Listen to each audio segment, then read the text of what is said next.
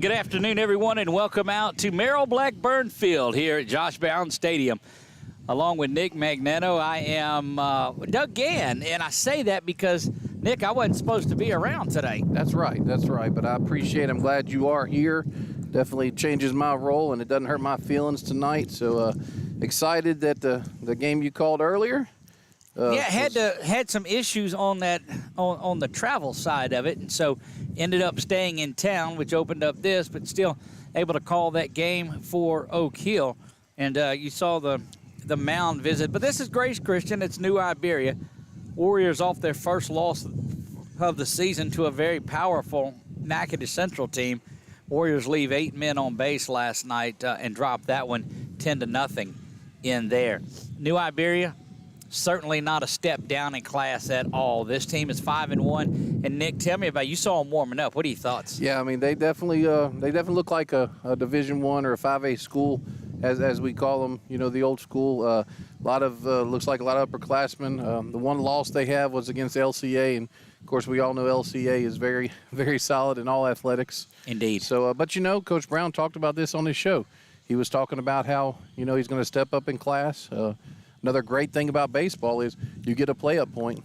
Right. So that helps as well with the power rating. And I know not everybody likes power ratings, but ultimately at the end of the week, at the end of the year, that's where you're placed. You're placed by your power rating. So if they can come compete and do well tonight, this will be a big victory for them. Indeed, it will.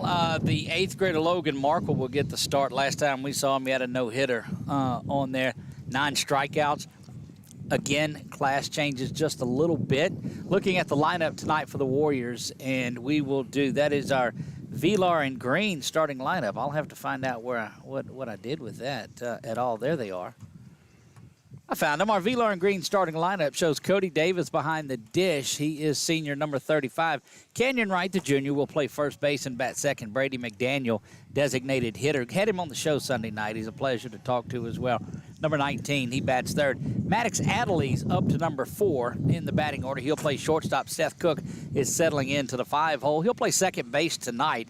Braden Wells, the right fielder for the Warriors, bats 6. Cooper Courtwright will play left field and bat 7th. Jack Powell, the senior, the third senior on the team, will play third base and bat 8th and wears number 3. And then Logan Markle, of course, the pitcher. They'll hit for him tonight. Jacob Amon will get the start in center field. Or actually, Logan will hit tonight in this one. Jacob Amon will be DH'd for by Brady McDaniel. Logan had a couple of hits the other night that I saw, or last night that I saw. So the young man swinging the bat well. We'll see how he comes out and throws it.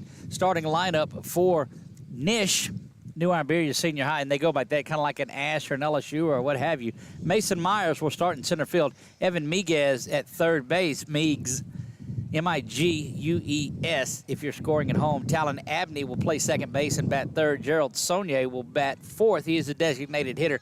Gage Hayes will be on the hill tonight for New Iberia. Aiden Alcala will play right field and bat 6th. Riker Myers will play shortstop and bat 7th. Jackson Hewlin will play first base. He wears number 6. Thomas Collins will play left field, and he wears number 12 and bat 9th. And the catcher, Ryan Giat, will not bat. He's the one that designated hitter Gerald Saunier will hit for. You work on those New Iberia names. We've got a Saunier in there. We've got a Giat. And that, look, if you've got a name that is pronounced that way, you're still going to get it playing from down there. Let's turn it over, and they'll get the national anthem going tonight.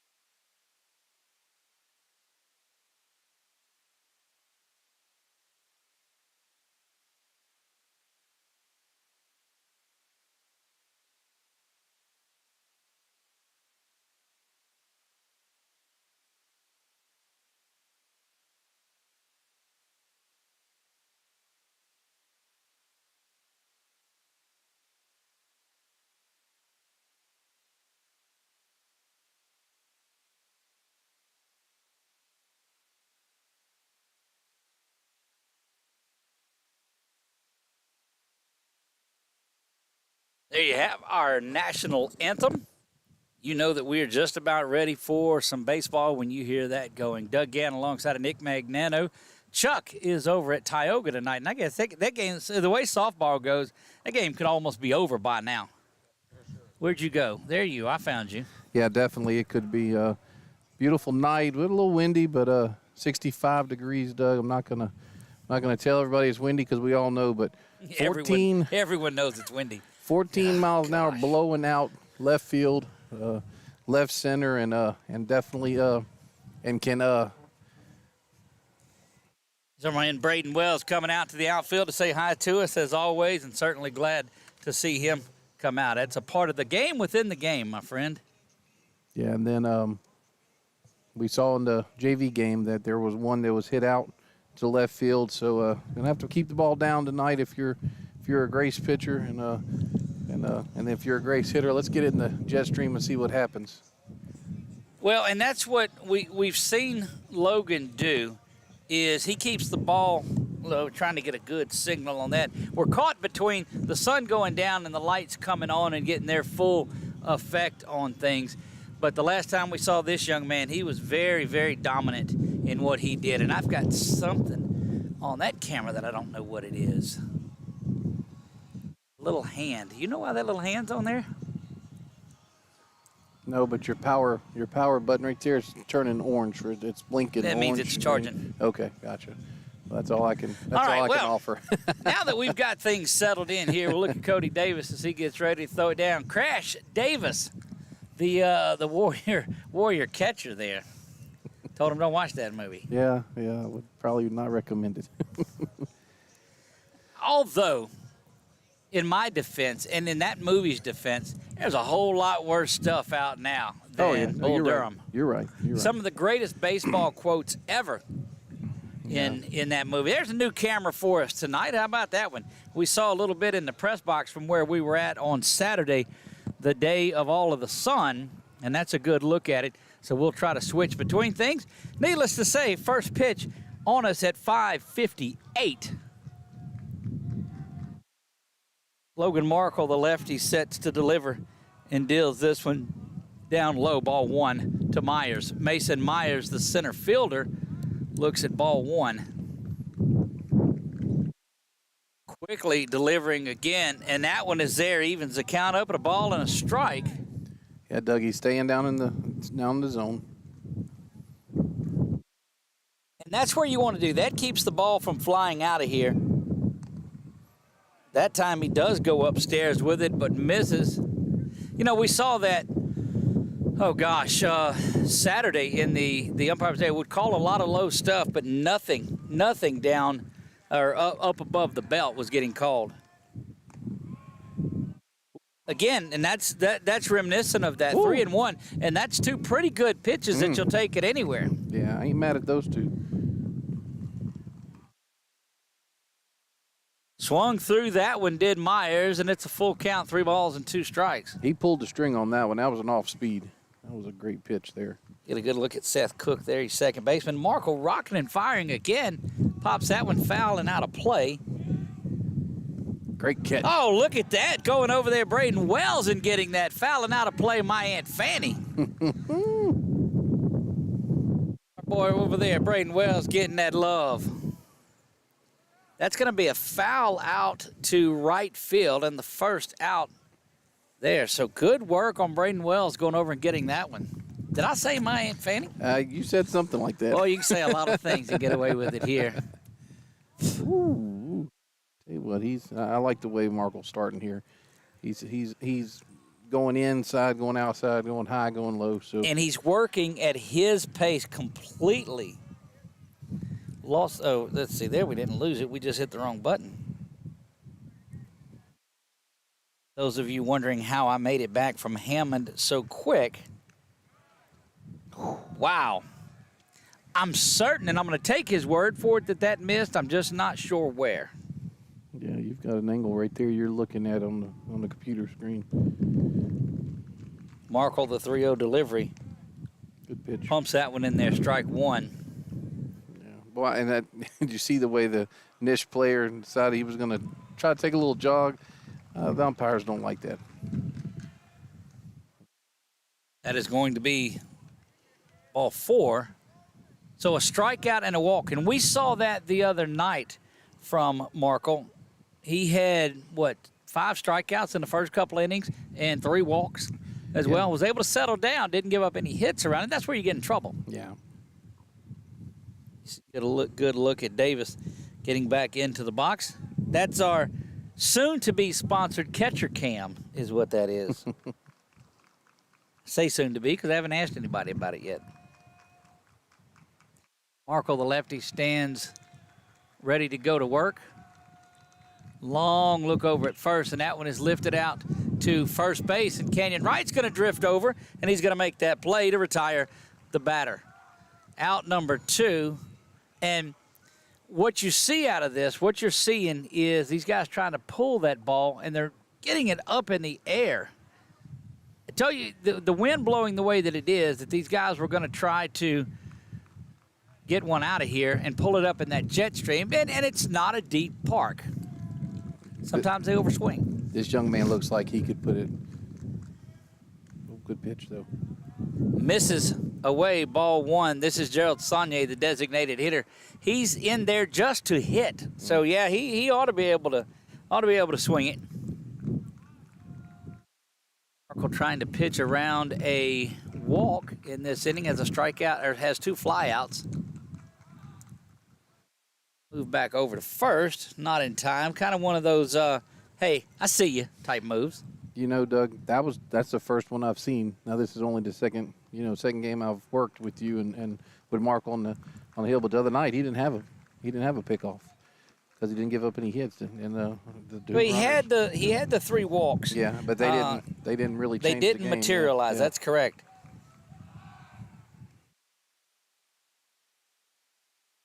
So, yes, we had some technical difficulties on our game that we streamed earlier, not by way of broadcasting, but by way of me. And so that allowed me to get over here tonight to do this one. Hated to rain on Nick's parade. You can rain on that parade any day. That one misses up and away. That allowed us to get out and do the Tioga West Ouachita softball game. Yeah, when you come up here with the South Louisiana names, that's a time that that's right. I'm glad you're you. That's right.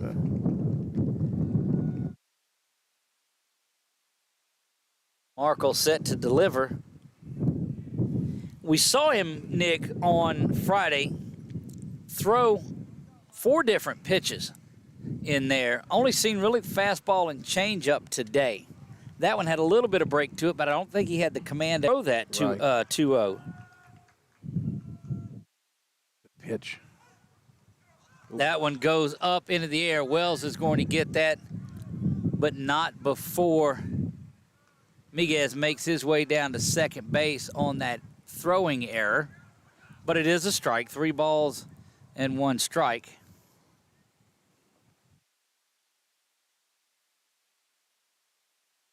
And that is Gerald Saunier, the designated hitter that you see there. Runner in scoring position as he moves up. Base hit will probably score that young man. Here's a delivery from Markle. Misses up high, and there is no room in the upper loft area for strikes in this one. Runners at first and second. That's the second walk issued, and that sends Saunier there, and Gage Hayes will come in to bat now. Yeah, we just need to make sure the umpire remembers on the bottom half of this inning. Right? Well, and we talked about consistency. That's all you want. That one fouled straight back. Way to start here, 0-1. Getting ahead of the hitters is everything that you always want out of your pitchers.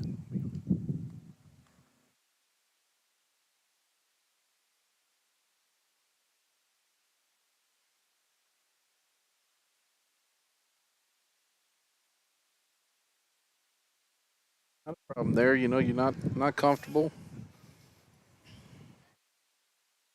Well, and the 8th grader just pitches. I mean, he has command of what he's doing, and that's all you want.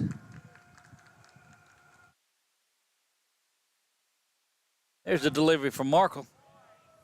Ooh.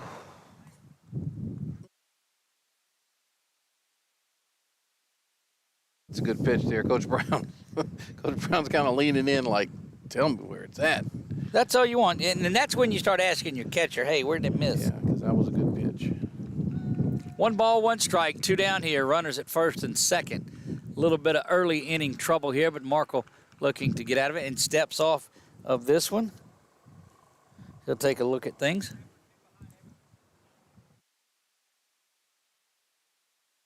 Couple of good plays. Kept this from being a big inning. That one that that Braden went and got was a big one. Here's the delivery. Swung through that one, strike 2. No doubt about it there. If you're not going to get the called one, get him to swing through it. Be a great opportunity for the first strikeout for Logan Markle on the evening. That would give him 10 on the season. Logan stands in there, peers in to Davis behind the plate. Be ready back there, Cody. Markle comes set, looks at the runners at second and first, now delivers. I'm going and driven up near my buddy Keith Stokes, who's over there tonight. We saw him, and look, that's the way you come to a game. He sends me a picture.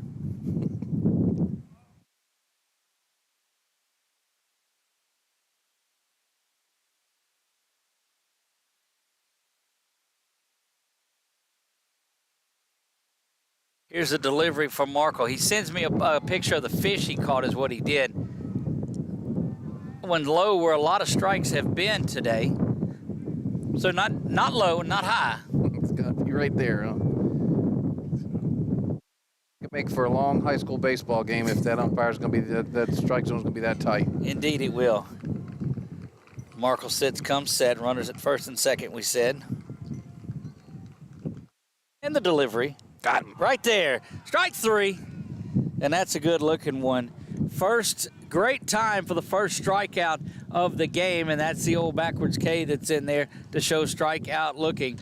No runs, no hits, 2 left on for New Iberia in the top half of the first. Due up for the Warriors, Davis, Wright, McDaniel in the bottom of the first when we come back. Is your vision just not as crisp and clear as it used to be? Are you having difficulty driving, especially at night? Are you over 40 and now needing reading glasses? If so, the trusted eye care team at Wallace Eye Associates is here to help with your family's eye care needs, just like we have been for nearly 40 years. Call Wallace Eye Associates today at 318-448-4488 to schedule your next eye evaluation. The fine folks at BK Distributors want to thank all the educators for weathering the storms, so to speak, through 2020 and beyond. Thank you for your dedication to our children. The end of the school year awards are now available. Any type of award, trophies, banners, plaques, they do it all at BK Distributors. So with school almost out, that means summer leagues are in full swing. New items, same great prices, and fast turnaround. BK Distributors, Highway 20 in East Pineville behind Arby's. At Certified Transmission, you can count on our certified mechanics with over 35 years experience to get your vehicle fixed right and get you back on the road. Got transmission problems? Go where you know. Certified Transmission. We are back here. Grace Christian. They play their high school baseball games here in England Air Park. This is Merrill Blackburn Field at Josh Brown Stadium. Got the barbecue pit going on out in left field again, and I think they've abandoned us from a year ago. Anyway, give us a comment on Facebook. Let us know where you're watching from. Tag those people that say, oh, yeah, by the way, they're going live tonight, and as we will do at most all home games. Crash Davis stands in there. He is the Warrior catcher, number 35, the senior. It's going to stick. I'm telling you it will. It will on our broadcast anyway. Delivery is there, and it is low. Ball 1 to Davis. This is, check and see who's on the hill for them tonight. That one fouled away. 1 ball and 1 strike. You know, one thing that was Gage Hayes. Go ahead. One thing that is what? y'all were talking about on the show the other night was just how Cody just, it doesn't matter how to get on, just get on. I mean, he wants to hit the ball, but a walk's as good as a hit was for the leadoff. His on-base percentage is certainly one of those to be proud of. That one misses up high. And, you know, going from what was he, probably 3-hole last year? To lead off? Yeah, he was at the, yeah. No, he hit probably 5th, I think, in the okay. order, last year. That one misses away, 3 balls and a strike. And somebody mentioned it was make for a long game with a strike, but Yeah. but it's consistent both sides of it. So we'll settle in and we'll play some baseball. Here's the delivery. Good eye. Davis watches that one go by, and he draws the leadoff walk. That'll bring up Canyon Wright. But, you know, talking about Cody going from the 5-hole to the leadoff, that's a big change. You know, it's a big change because that 5-hole, you have people in front of you trying to drive the ball in, and now you're the one that has to get on base. Now you've got to get, and he's done such a great job of that this year. Get the Cody Davis, or the Canyon Wright shades back out here. There's the delivery, and that was right there. There you get a good look at Canyon. Get that high leg kick. Open that exaggerated open stance. You get a better look at it there. There's the delivery. Swung on, lifted high. Shortstop's going to camp out under it. Now third will have it. And he pulls that one in for the first out. So a couple of high fly ball outs in this. Looks like these batters might be ramping up trying to get one out of here. Brady McDaniel, the 8th grade designated hitter, will stand in ready to go. Yeah, I think that was a changeup, Doug, and he was just under a little bit. Back over as Cody diving into first on that quick pickoff attempt. Good play by the first baseman there. It was, kept that. And you saw that got the Warriors in a little bit of trouble in their half of the first. Able to get out of it was Markle. Misses, you get a good look there at our dish cam. What did Brady tell you the other day about being at the plate? I don't care. I just want to hit. I don't know. What he He said, put the ball in play. That's right. Put the ball in play. I don't care who I'm playing. That was the answer to just about any That's question. And he puts the ball in play over that, a 5-4-3 double play on that one. McDaniel the third out. Cody becomes the second out. And that'll put up Maddox, Seth, and Braden when we come back. Due up for New Iberia, Alcala, Myers, and Hewlin when we come back.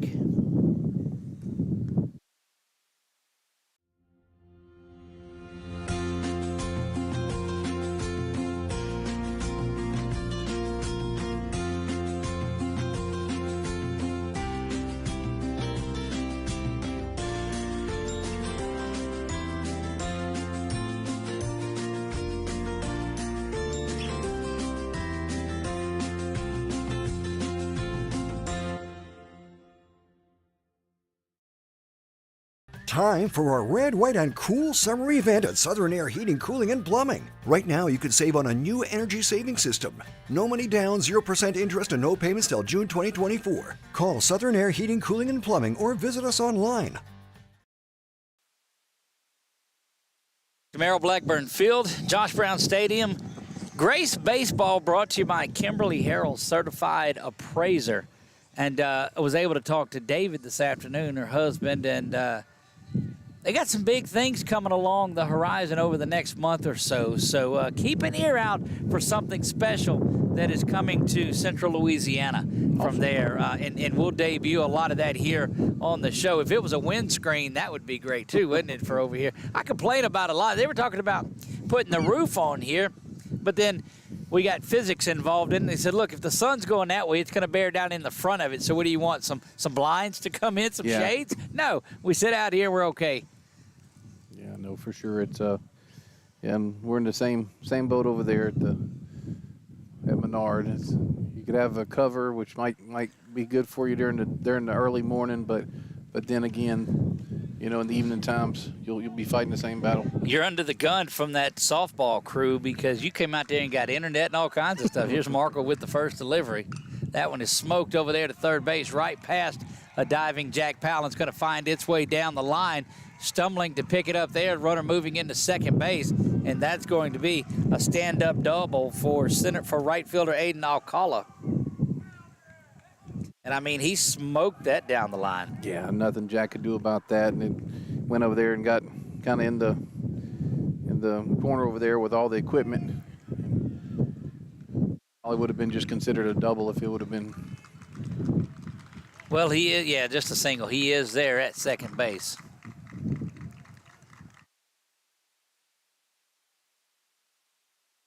Great evening out here, very comfortable. A little windy tonight, but it is, I guess, the March getting ready to right around the corner. Got a leap day this year, leap year 2024.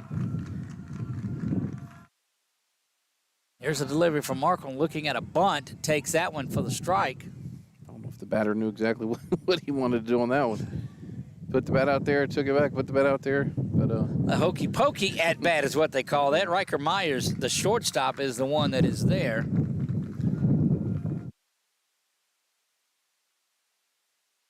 Markle comes set, looks back at the runner at second just briefly and delivers. That one misses, and Davis quickly back there to pick it up, and that's one of those things that you have to watch out for here. And there's Davis going out there to talk to him just a little bit. Runner at second base only. We've got first and second on the scoreboard, but it is just at first base. Then I don't know what's going on there. We may have to refresh that or turn it off and turn it on that first base again, and let's see if that affects it a little bit. Okay. Sometimes it's a little finicky. Did not, but there is just a runner at second base on this. Markle staring in at Myers. Adelie's doing a good job of holding him on. That one is lifted out to left field. Going to play it on the hop. Chance at third. Not in time, and runners will be at second and third. Boy, it's a good play in left field coming up and getting that one for the Warriors. Cooper Courtright just come up, played it on the one hop. And runners are at second and third now. So that's odd. Anyway. Yeah, I mean, it's on our setup. It's there, but runners are at second and third. Bases are not loaded. That's another base hit, though, and get single, second base on the throw. Markle delivers into the bunt, squeezes on. Got to go back there, and you'll see Davis go back and pick that one up. And you'll see that a lot of times when these pitchers are dealing like this, because you know runs are at a premium in a game like this. This is Jackson Hewlin, first baseman.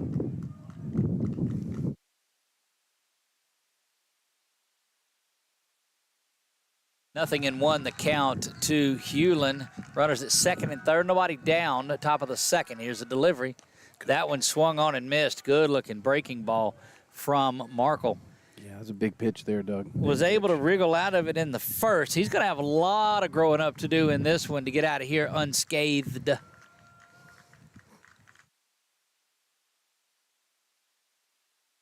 Comes set in the stretch, does Logan. And the delivery. Swung through that one. Strikeout swinging, and boy, what a nifty time to have that one come in. That'll bring up Thomas Collins. Thomas Collins is the left fielder. In here, runners at second, third. Again, you may see it on your screen at the bottom that they are loaded, but just I say on second and third. Collins bats from the left side. That'll get the defense swinging over towards right field just a bit. What a strikeout. That was a great strikeout there. Fouled that one straight back. Davis able just to take a couple of knee steps over there and get that. Knee steps, I said. Yeah, you know, his knee steps are probably about the same as our steps, Doug. Indeed they are. Leave it here and let you look at the pitch as it's coming in from Markle. Maricle, Logan Markle. That chases runners back to second and third as the batter stepped out of that one. Yeah. Has the batter thinking that's good. 0-1 here.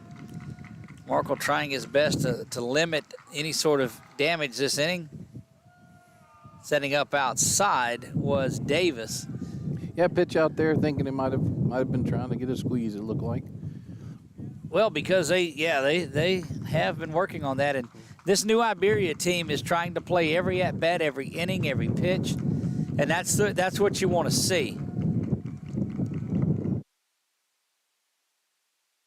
Well, that one on the catcher cam certainly caught a lot of the plate. 6A, you're looking from behind, aren't you? Yeah, was that time. Wow. Collins, a 9-hole hitter. You certainly want to go and get him out. You don't want to load the bases up as you flip this lineup over. Markle set to deliver and does. That one plunks him right in the back. Saw that come in and just stay in on him. And that loads him up now. Just the one strikeout of the inning, and that gets back to the top of the new Iberia lineup. Mason Myers, a center fielder, who was kept off base on a nifty grab over in right field by Braden Wells. Yeah, that might be a candidate for play of the game, huh? Indeed. Hopefully, it's the home run or two coming up. There you go. We'll get a look at Coach Keene making his way out there. You know, Doug, bases loaded. Now you have force out in all four. So, I mean, obviously you don't want to put a runner on base, but it does give you more options. It does. But boy, you look at the bases loaded with the top of the lineup coming back up there, and it's the second time now that Myers has seen him. Right. But these are things that will make the young man grow up. The southpaw 8th grader, just his second start in the Warriors' 7th game of the season. But it's good to see those seniors get out there and speak to him, and the junior Adelise out there as well. Bases are loaded. Now you got runners at second and third. Yeah. So I don't know. No, they're loaded out there now, really? But I'll take one of them off, and that'll load them back up. That's like I'll tell you in a minute what I do. I aim left to hit my drive down the fairway, so I don't fix it. But now the bases are loaded, and you have it on your screen there. No balls, one strike to Myers. So now they see it right at home. That's right.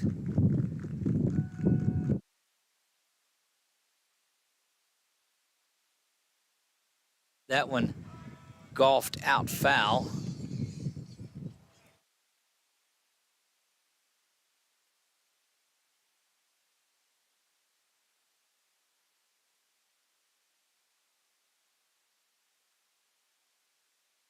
Pardon my camera work there.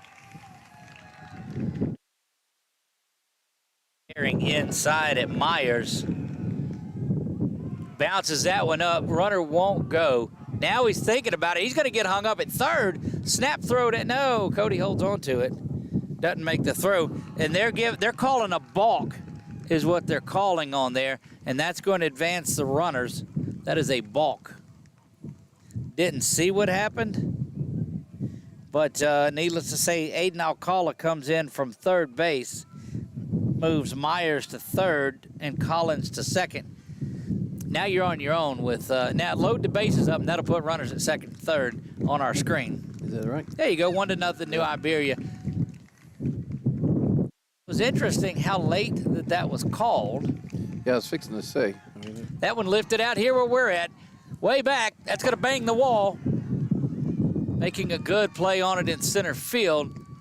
But that's going to clear the bases there. That was a gapper by Myers and give him 2 RBI.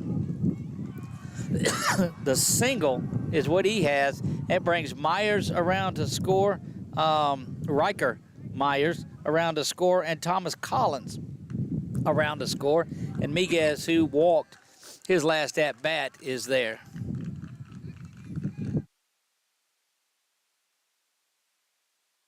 So a little bit of trouble here. 3 runs across in the second. That one twisted foul and out of play into the night.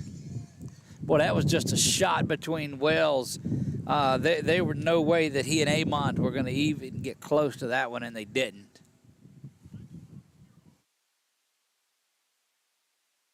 Looks like I'm on the score. Yeah, you're as long as I have so off is on and on is off on the first base now. all right. There you have it. You can throw back over to first. And it's not beating a dead horse, but it gives you an opportunity to build some things on the young 8th grade left-hander.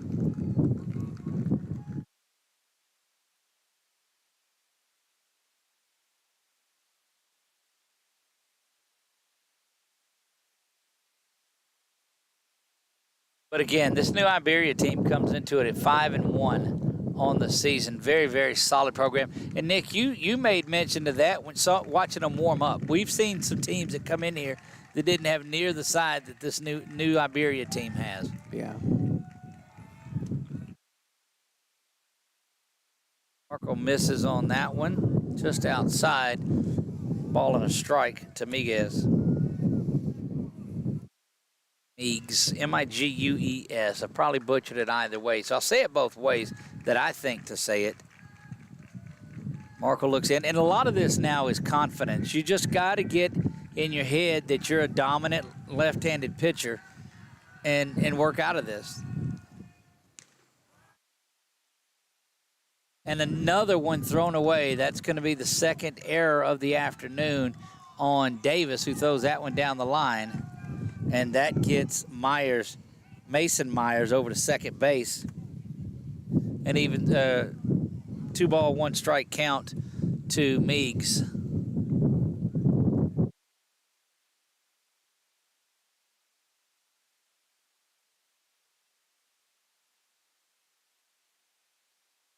Just the one out of this inning. That was a strikeout of Jackson Hewlin. 3 runs have come across. A runner out at second in scoring position.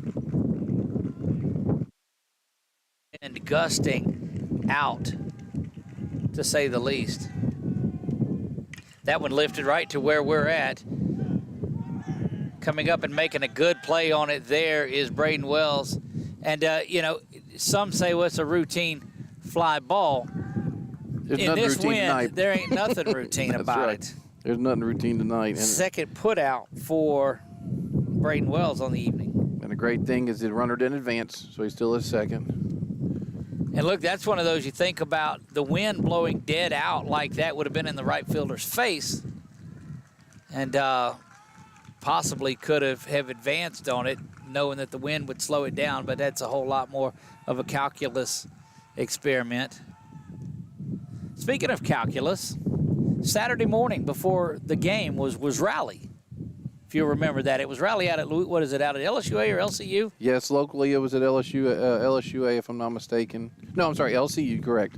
And then we were actually in Natchitoches, and there was a bunch of high school kids up there for the Northeast region. Grace Christian had a young man that won the calculus event. Wow. The calculus. Young man's on this baseball team. So the trivia question, those of you at home know this. My man Nick doesn't. So, and he's not looking at Facebook or anything that's putting in the comments, but we're going to say a big congratulations to that young man. I'll narrow it down for you a little more after this pitch. Please. Markle set to deliver. Yeah, because there's about 20 kids on this team. But it is calculus, so it's at... I mean, obviously it's not probably in the junior, senior. Grade. I'll narrow it down for you. It's a senior. So okay. That's one of 3 that it is that won calculus. The 3 seniors are Jack Powell, Cody Davis, and Seth Cook. You really put me on. 3-0 count here. And those of you scoring at home know the answer to this, I know, because we've talked about it a little bit already. I'm just going to, because I'm just going to go with Jack. Ball 4 is there, and let me add this up here on my abacus and count this around there. So now there are 2 answers left out of that, one of which is the correct because you missed the first one. So I've narrowed it down for you even more. Seth Cook. You lose. I lose. You That's lose right. on both of them. And so now, when Crash actually hears this, he's going to know that you had no faith in him. Guy's a catcher. He's got to be smart. I took the bait. I took the bait. Yeah, absolutely, you did. But I am going to say this. I'm going to say that I've been doing a lot of research on the team I cover. So is that good enough to where I hadn't been able to research? Indeed, you have, and that's fine. I will tell you, though, I have met all three of the young men, and they're all great young men. No, don't start now. No, I mean, that's the truth. So out of all of that, congratulations, That is Cody awesome. Davis, That is great. on winning the calculus rally and then coming out here and playing a doubleheader. Swung through that one. Good fastball is there, and 0-2 now to Abney. Or correction, that's Saunier. Gerald Saunier, the designated hitter, walked his last plate appearance. If there are any complaints about what I just said, info@446Sports. That's right. Send it to Chuck at. Chuck's got his own game going on. He's not listening right now. Good looking nasty pitch.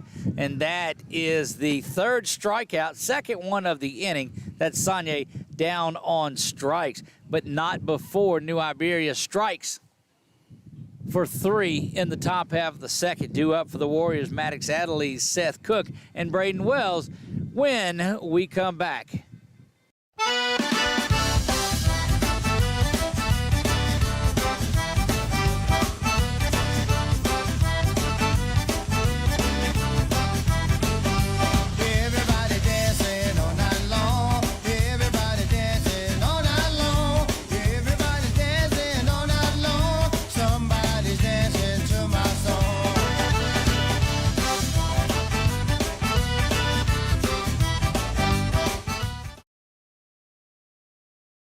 Hi, I'm Kimberly Harrell, Certified Residential Appraiser.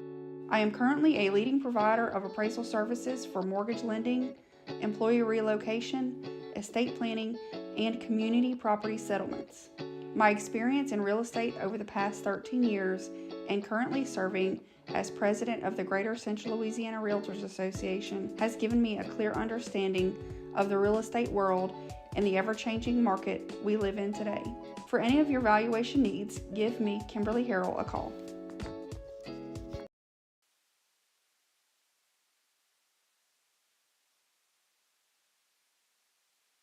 we go back to Merrill Blackburn Field, Josh Brown Stadium. Warriors looking to strike back. They'll have to start off with Maddox Adderley. They went 1, 2, 3 in the top half of the first. That one low for strike one.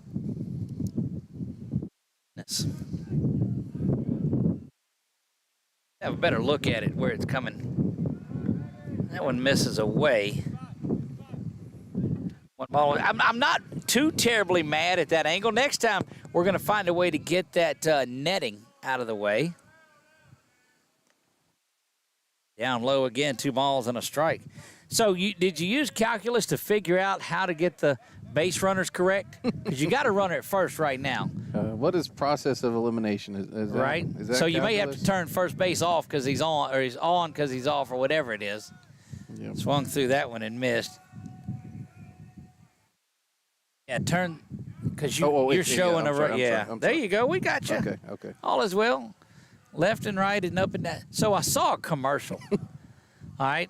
And I don't know what the dadgum commercial was, but it was the bird telling another bird how smart he was.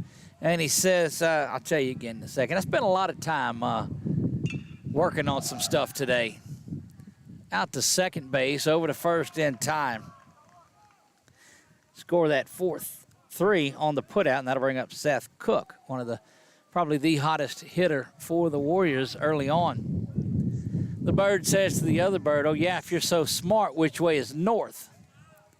The bird points up.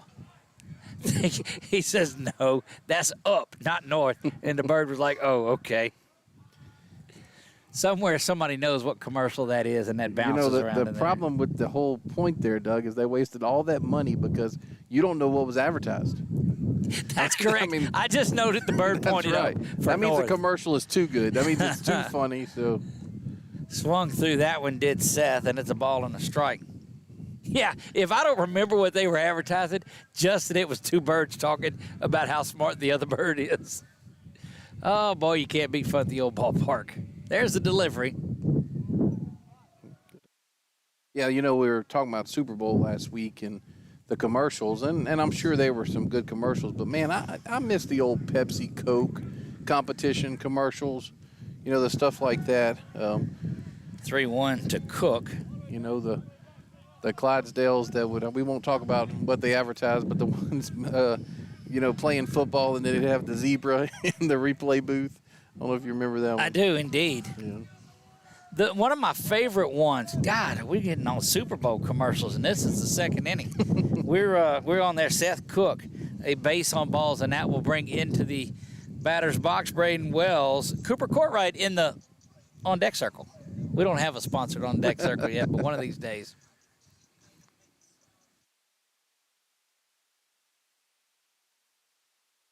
So I don't know if it was, and again, I don't know if it was Coke or Pepsi, but all you heard in the commercial was a zzz, zzz, zzz, and you couldn't figure out what it was. It was the dollar bill going in the machine and coming out, and going in the machine, coming out. And who hadn't struggled through that a time or six? There's the delivery. That one misses, I don't know where. That's all right, because it's for us. We'll take it. It is, but I just don't like the. I know. I understand. Yeah. Squaring around is Braden to bump, but I don't think he'll do that. He'll pull this one back.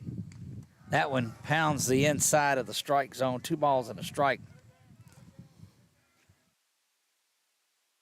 Hayes running into just a little bit of trouble here. Got a runner at first is all, but has been around the strike zone on this inning when he went through the first one pretty easily.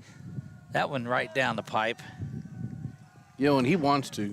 I mean, that fastball, when he wants to, he's for this inning and a half. I mean, he can put it right in there. Absolutely, he can. You get a good look out at Hayes there from the batter's eye. There's a delivery. That one fouled straight back, and it went right into that net. And good thing we weren't hooked up to the net at that time. That came right back. But that net is what's protecting our camera, so we'll thank you for that. Mike, don't cut it just yet. There's a delivery from Hayes. Curveball drops off the table, but inside, and it fills it up at 3 balls. I mean, that curveball it plummeted. Yeah, I'm glad that one went in the dirt. Sure it was. That's nasty. Yeah, if not, that would have, we would have definitely had to tip the cap on that one. Strikeout looking. Think he was expecting the curveball again, boss man? I don't think so. No. So it looked like he fooled him with that fastball. Though. Well, and they tell you, I don't. That's maybe he was because, but you're supposed to look fastball and adjust to anything else, right, that's not right. the other way around. Because a fastball sneaking up on you will eat you up, and picked off over at first. That now ends up and puts him back at the minimum faced. It is 3 up and 3 down. Cooper Courtright will lead off for the Warriors when they come back in the third, but caught Cook leaning, and he is picked off at first base. After 2 complete, it is New Iberia 3, Grace Christian 0. We'll see you on the other side of the break.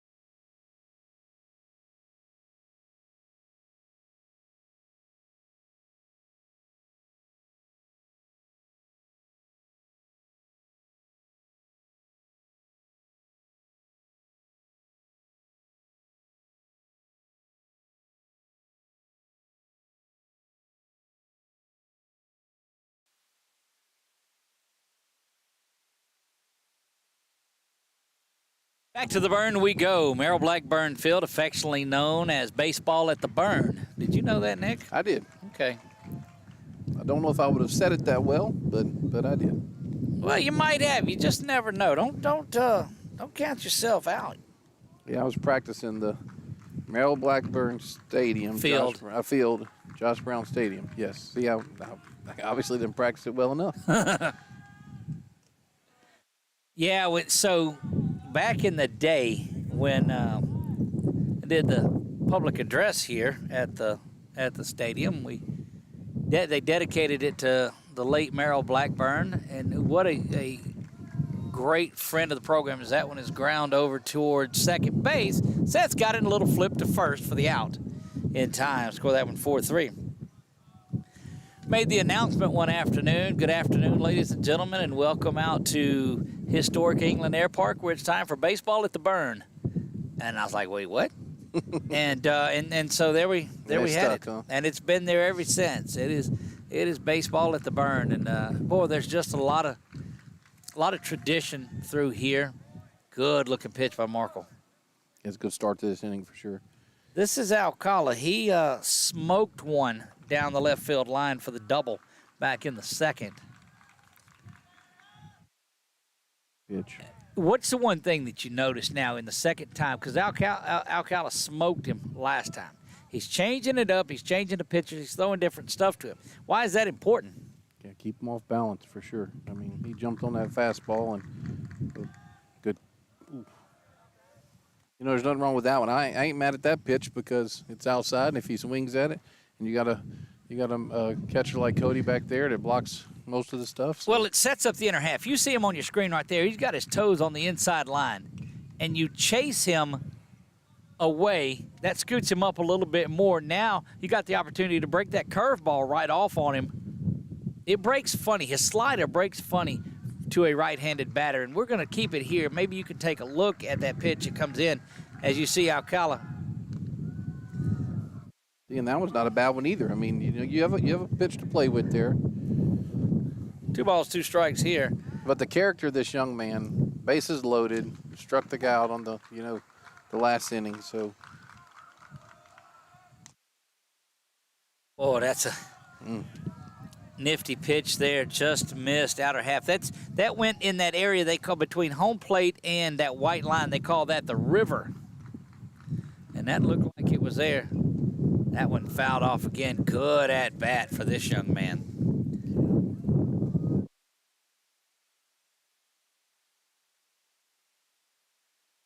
Well, you'd like to see Logan get a little redemption here and get a strikeout or ground out or something.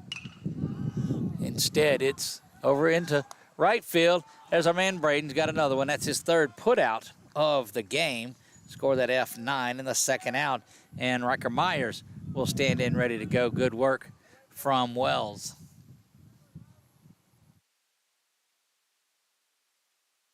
Wells, the freshman on the Warriors, littered with underclassmen.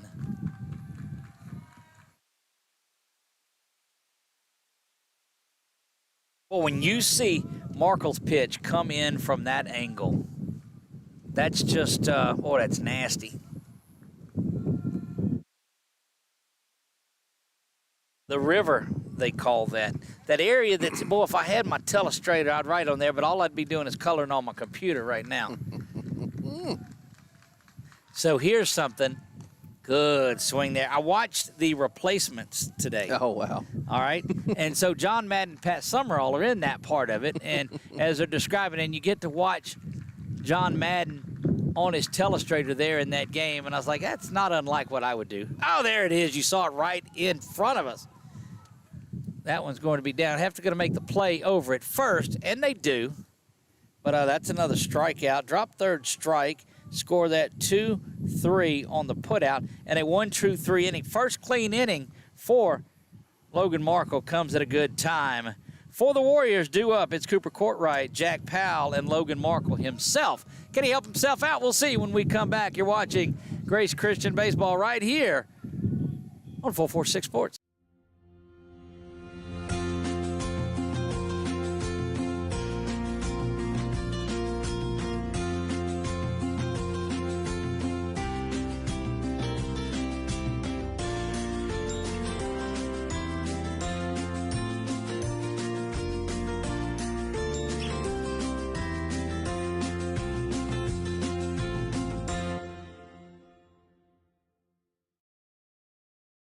Buying car insurance for the first time can be overwhelming. Do you have enough coverage? Are you paying too much? Will someone be there for you when the unexpected happens? I'm Jason Hawk with Farm Bureau Insurance. You may think it's easier online, but why wait? We're here to help you make sure you're covered. When it comes to car insurance, we have the answers, and we may have rates that save you money. So talk to Hawk at 318-791-HAWK or online at talktohawk.com and let us.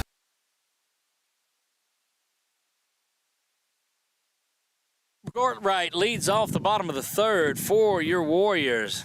They had a man on base, Seth Cook, who had walked, but he promptly got picked off of first base for the third out of the inning. A double play in the first helped out pitcher Gage Hayes, and he's been the recipient of a lot of help. Good eye there on that 0-1 pitch there, so 1-1. Our first year of doing Grace Baseball with 446 was about 3 years ago maybe already? There for the strike. And we had just the GoPro at that time. And this is the angle that we started it all with, was right here. That's the angle, yeah. There's, if you go back and look at some, Canyon as a freshman, who's a junior now, of course. That one smoked down the line. Going to be fair and drop in for the game's first base hit for the Warriors. And that's Cooper Courtright getting things done. Good job, Coop. No, Mom and Dad, Jess and Nicole are down there right by the fence watching that one, and happy to see Coop go in there and get that. Saw Carson a little earlier, too. He's in town. Yeah, they're on break. I think they go back tomorrow, if I'm not mistaken. Said he was doing well with the grades. I asked him, I said, what are you doing up there these days? Quick throw over to first, nearly another pickoff, and dadgummy's got a good move. These guys have got to be careful. Tell you what he said, and this is from the right-hander, too. It's not a lefty that's doing it. Laying down the bunt is Jack Powell. Over to first in time, but it does get the runner over to second base. Good work by Powell on the sacrifice. So I asked him, I said, what are you doing these days, Carson? He says, well, I study a lot and watch 446 Sports. I said, there you go. I'll take that. Logan Markle stands in there ready to go to work. We'll see if he's able to help himself out. Bats from the right side. He's a switch hitter? Well, I've only seen him bat this first time, so I'm not sure, but he's looking to lay down the bunt and pulls back. I thought last week I saw him. Maybe not. I thought I watched on one of the broadcasts he was hitting from. Not from one of ours. He hadn't. Okay. He's been DH'd for the whole time. Okay. The first few times, even his stint out in center field. Okay, I'm sorry.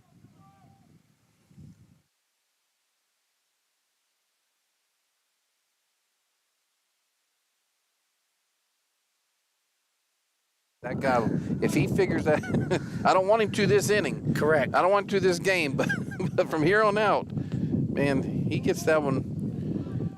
He gets that one fixed, and that's going to be a dangerous pitch. Indeed it is. Runner at second base is Coop. This is Logan Markle in front of Cody Davis. That one swung and fouled straight back, so a ball and 2 strikes now to Logan.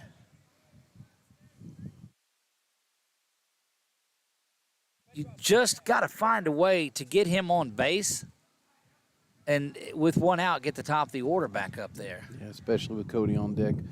He can hit one out of here easily. Jack swinging it out. They're saying that he went. Going to be a play down at first. It bounces around, but into the glove of the first baseman, who has been solid over there today. That's Jackson Hewlin. And now we'll be back to the top of the order for Cody Davis. See what the Warrior catcher is able to do here.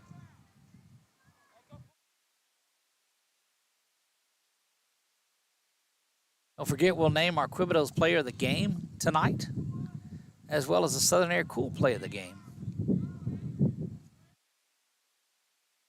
Here's a delivery to Davis. When dust misses inside. Well, you see the wind blowing that dust up around the field. You know just how windy it is. if you don't, just listen to the way it is here. Here's the helmet of Davis, and 2 balls and no strikes. Davis erased on that double play earlier that McDaniel hit into.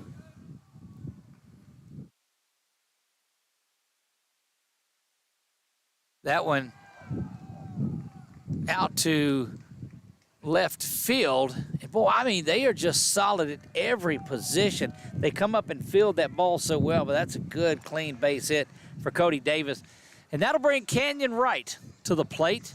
Canyon, to say that he is due, and we continue to mention that to him, said, look, just go out there and have fun and quit pressing so much on here. You get a good look at the junior first baseman slash pitcher slash slugger.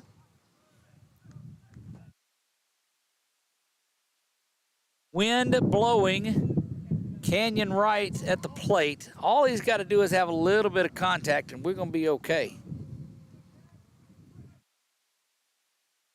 The old third to first opportunity, 31 they call that. We showing first and third? We are. Look, you got it figured out, my man. And it just took us bottom 3 to get there. Well, I think we did it back in the second. You did well. Credit.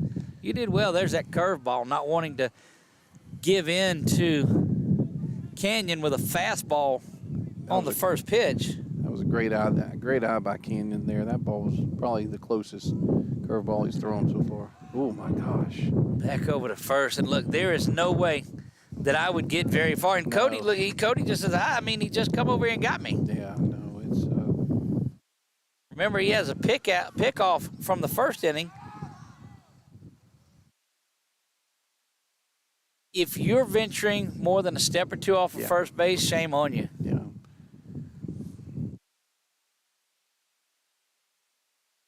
That one hits Canyon, and dadgummit. That's not what you want at all. You want that young man to have an opportunity to hit. But it sends Davis down to second. Canyon will be at first.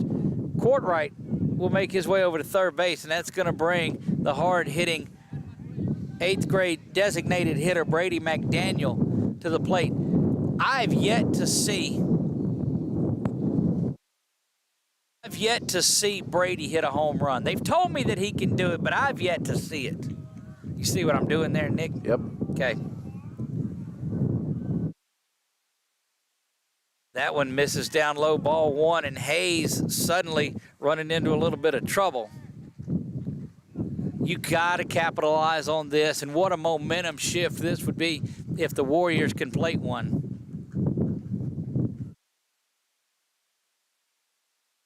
Ball, whoa.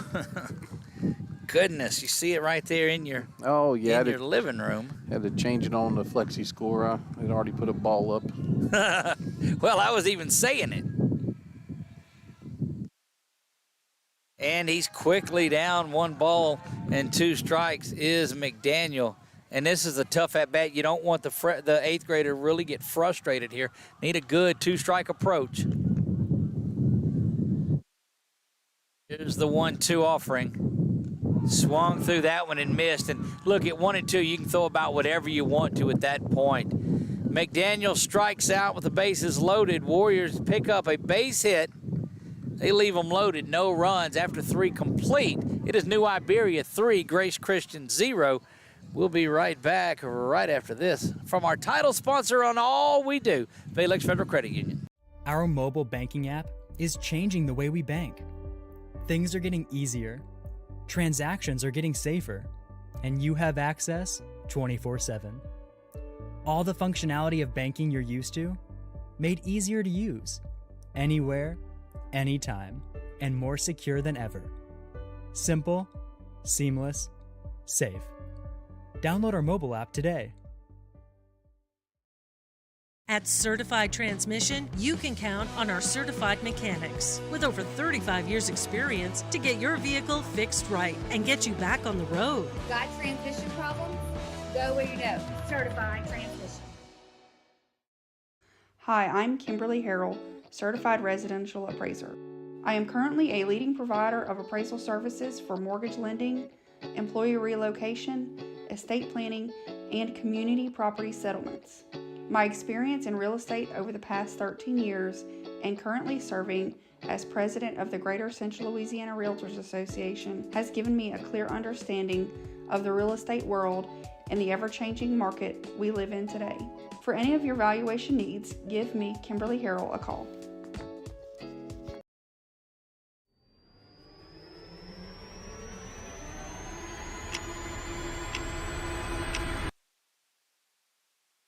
You got a good look at Davis throwing down to second as we come back. Boy, if you thought you had an inning to bust one open, that would have been it. Warriors send 6 batters to the plate, but a strikeout ends it. So McDaniel has hit into a double play and has struck out tonight for the Warriors. Due up, Hewlin, the big first baseman, that made a pretty good play out there earlier, Thomas Collins and Mason Myers. Back to work goes Markle. Fouls that one back. And, you know, you talked a little bit about it, too. Jacob Ladner used to do that. Throw from the left side and would bat from the right side. So I wonder if he taught him that. I don't know.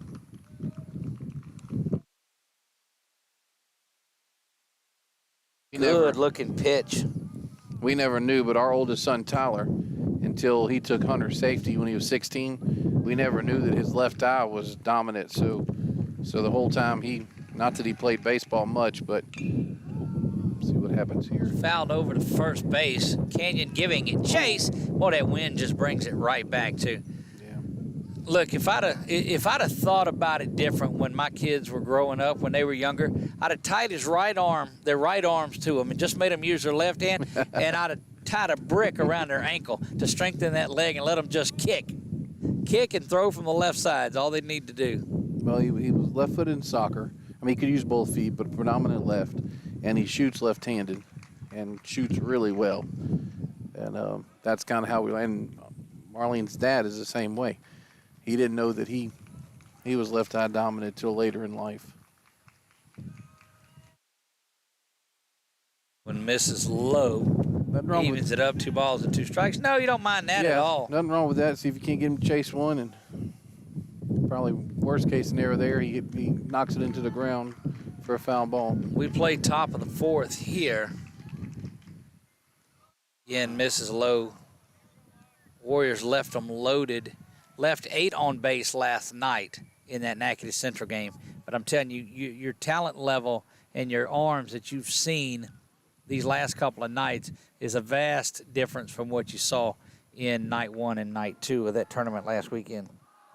That one misses away and outside, and that's going to send Jackson Hewlin down to first base with a walk. And they'll get a courtesy runner in there for that young man.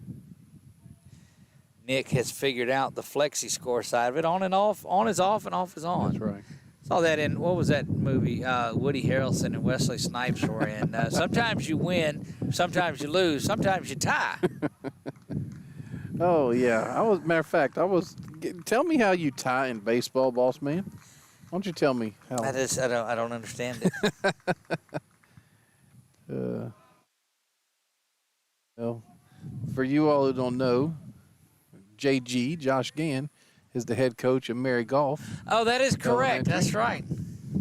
Am I going to have to become the storyteller tonight? I mean, well, so, all right. No, but I got so much grief because they set the over and under at 4 Merrill Golf coaching references. Oh, okay. I got and you. so I have to be careful about using them all up early. No, we were heading the game. I used that one. We were down in the game 8-2, and your boy Coach LaRue was out there. He governs that league, I guess. He's the grand poobah of that league. It's a Flintstones reference there on the grand poobah for those of you scoring at home. Stepping off is Markle. So anyway, we were behind 8-2. Time limit, on the elementary school baseball, we score 6 runs, and they way past the time limit, so they weren't going to play any more innings. But we get in now and take a look at, that's Coach Brown. And normally when he's out there, that means that there's going to be a pitching change.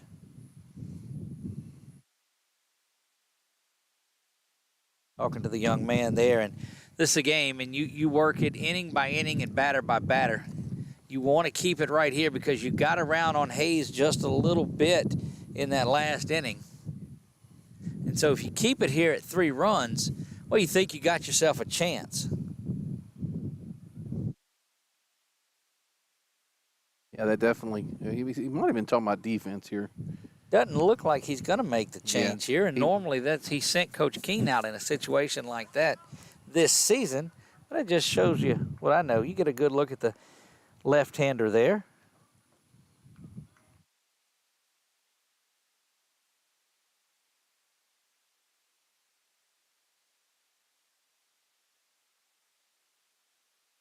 Two balls, no strikes now here to Collins. Sure, that's what they talked about on that play right there to the mound. But unfortunately, I think young man has might be in a bad spot for him. Standing up there on the hill, though, not looking to concede it, and that's what you want to look at is what's that competitive nature? He's definitely that. He's definitely a competitor. Markle stares in. He's got runners at first and second. Somebody down here, top of the 4th.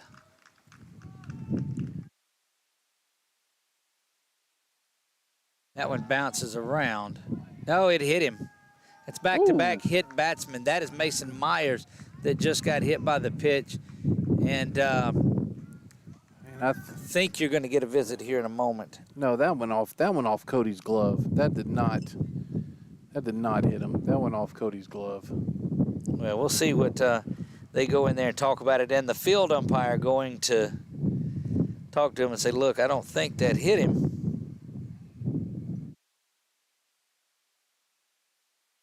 And umpire says, yeah, it did.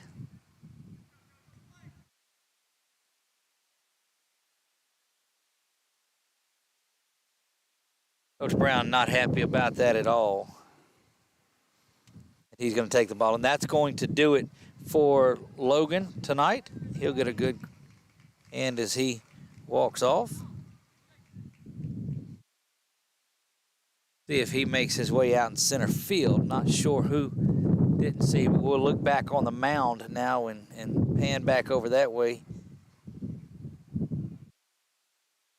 Canyon Wright is going to go, and they'll get so Seth will get the first baseman's mitt, and that lets you know that Canyon is going to come to this. So we've got a somebody pitching change. I need to get. We're going to sell that too. We're going to have our pitching change. Well, who is y'all's pitching change? I actually just took the pitching change sponsor and moved him. It was Louisiana Land Bank with Robert Crotty because we only had 2 pitching changes, so I went ahead and moved him to the base on balls. But so the pitching change is still open. So well, we'll be right back after this with Jason Hawk. Buying car insurance for the first time can be overwhelming. Do you have enough coverage? Are you paying too much? Will someone be there for you when the unexpected happens? I'm Jason Hawk with Farm Bureau Insurance. You may think it's easier online, but why wait? We're here to help you make sure you're covered. When it comes to car insurance, we have the answers, and we may have rates that save you money. So talk to Hawk at 318-791-HAWK or online at talktohawk.com and let us help. Plumbing. Right now, you could save on a new energy saving system. No money down, 0% interest, and no payments till June 2024. Call Southern Air Heating, Cooling, and Plumbing or visit us online.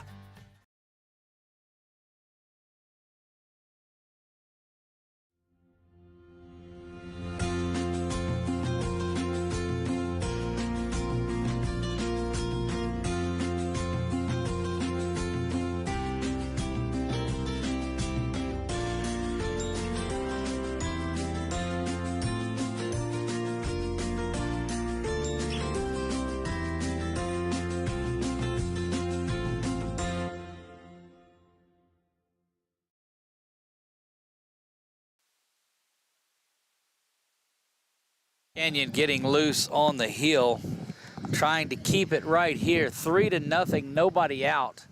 You'd like to see Canyon maybe induce a ground ball here, get a home to first, or get a shot back to Canyon here and go home to first. Somehow, think you bring the infield in. Not doing that. They're in on the corners, and they're double play depth up the middle, so they will look to get one up the middle. Let's take a look from the back side of it there. Yeah, let's stay here with it. All right, Doug. So you have Seth to first. Yep. Coop goes to second base. Adlees will stay there. Did Logan come out here Logan's to out, center field? Yep. Who went to right? That would have moved Amon over to left field then, I believe, who was in center field.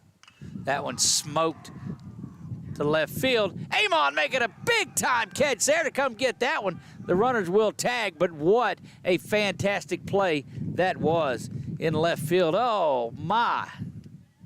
Now, I don't know if I got the catch. I got the catch on camera. Let's go out there and take a look at that young man. Okay, yeah, fix that. I got the catch on camera, Doug, but what happened is they're appealing over to third, but the runner did not leave early. But, man, that could have been disastrous.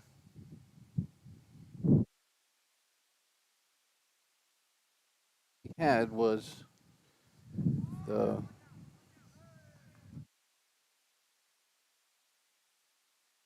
looked like maybe I guess it was the runner that was out, overrun second base. That's what it was. Okay, I got it now.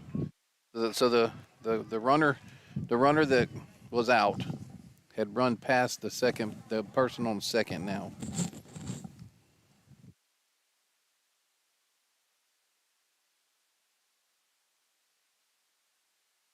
That's what confused me there. Gotcha.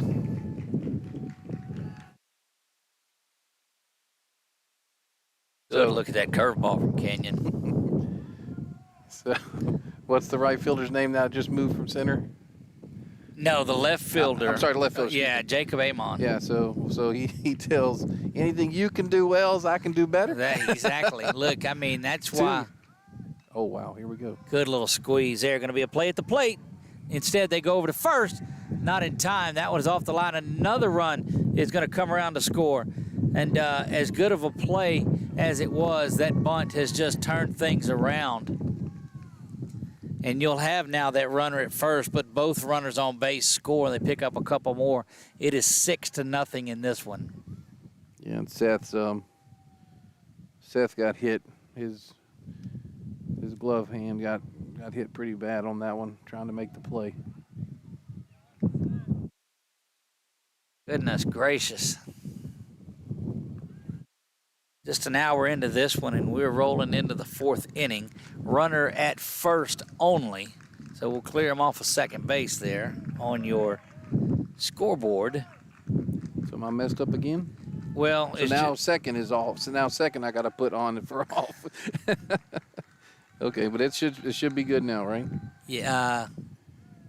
No, you got runners at first and second on there. Okay. 1-1, 1 out. What do you have on yours? You got 2 balls and a strike. So what? Yeah, you're right now with a runner at first. Yeah, that's what I thought. So on is off and off is on. Yep. Great bunt. This is such a fundamentally sound ball club. And Cody quickly is going to hustle out to go talk to Canyon. Says, hey, throw strikes. All right, good job.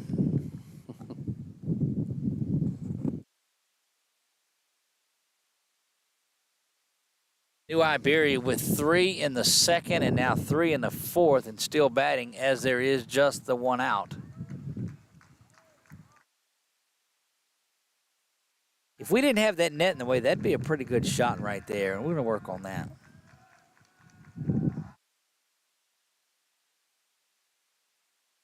Here, pickoff over there at first.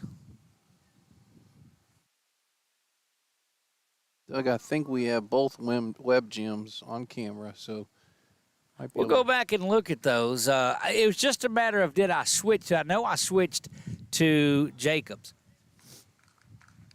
I just don't know if I had Braden's, and he's going to get mad at me if I didn't. I know. No, he said, look, these are such good kids. They enjoyed. hanging out at Buffalo Wild Wings, and that hits the batter there. So Canyon coming in and not faring much better. Does he relief pitch much? I mean, I know it's high school, so I mean you do everything, but so Brown considers him probably his number one, and he will go in there and get him at any point in time. There's really nothing off the table when it comes to Canyon or Seth pitching, and we'll see Logan develop into that also. You first and second. Are we accurate on there? We are first and second, and we got him. So you should have nothing on right there. You go. That's it. So they are moving everybody over. This pitch is coming away. You can believe that. Look at coming up and making that again. And a quick play over to first in time for the double play. Oh, they called him. Did they call him safe over there? No, they got him. Big time play over there. We'll see if we can focus in. That's Braden Wells. Just, we're going to keep it right here, and we'll leave it on that young man. Those corner outfielders have played just as solid. And look, two big plays. The diving one from Amon, and then the one over here from Wells that comes up and get it. Look, I don't know that we've had a defensive player win a player of the game, but you're going to have to come and snatch that one away from that young man because he has just been lights out. You get a look at Davis talking to Ladner and that group and Marler and the coaches trying to figure out what's going on. But we move to the bottom of the fourth. We'll leave it right here. And I like what I'm seeing. I don't like that the Warriors got beat 10-0 last night. And I don't like that they're getting beat 6-0 tonight. But I continue to like what I see out of these young players. Yeah, I mean, early test. I mean, it's just gonna make them better. I mean, as long as they don't lose their confidence, which I mean, these guys. I mean, like y'all talked about on the show. I mean, these guys play baseball a lot. They live for the game. They know and they want these games. I mean, they want to be competitive. They want to play against bigger teams. Adelise will stand in, ready to go. Takes that one outside for ball one. Well, the Moths, the Gnats, and such are ramping it up tonight. Swung on and missed. Good, hearty cut from Adelise, but unable to catch up with that Gage Hayes fastball.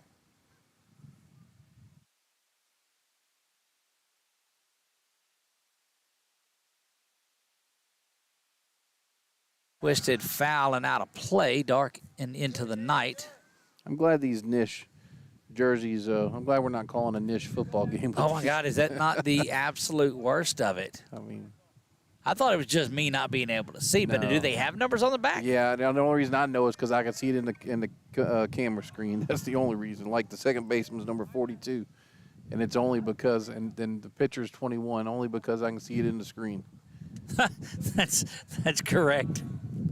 We cheat that way sometimes and do that.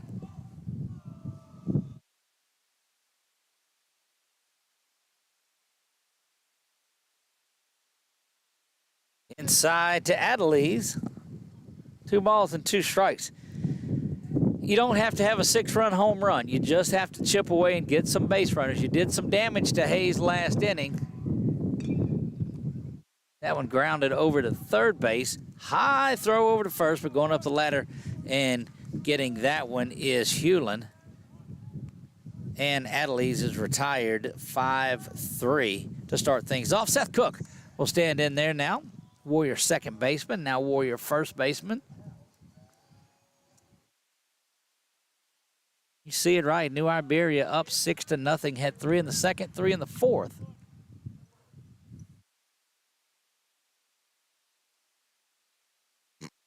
A lot of confidence out there by the center fielder from New Iberia, and why not? I'll be honest, Mike, we have. That's right.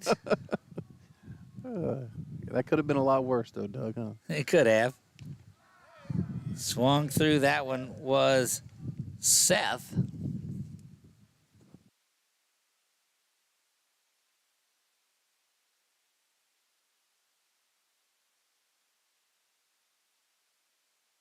Misses inside.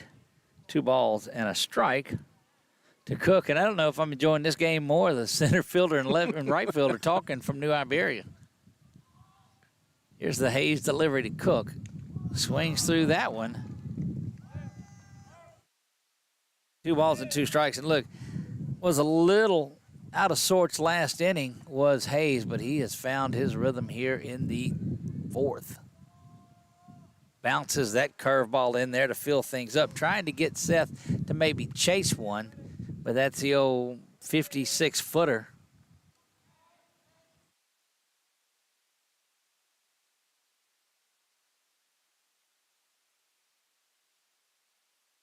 Hayes delivers this one, and strike 3 to Seth. And he's down, 2 up, 2 down. Braden Wells, who part of those corner outfielders that made such nifty plays. Braden struck out back in the 2nd, struck out looking. He'll look to have a better hack at it. Had a good base hit a couple of nights ago when we saw him. Swings through that one for strike 1.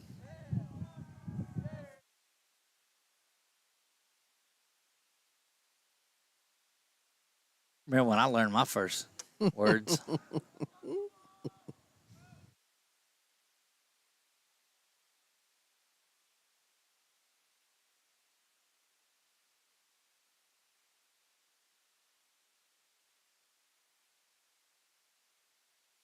Nothing and 2 quickly to Wells.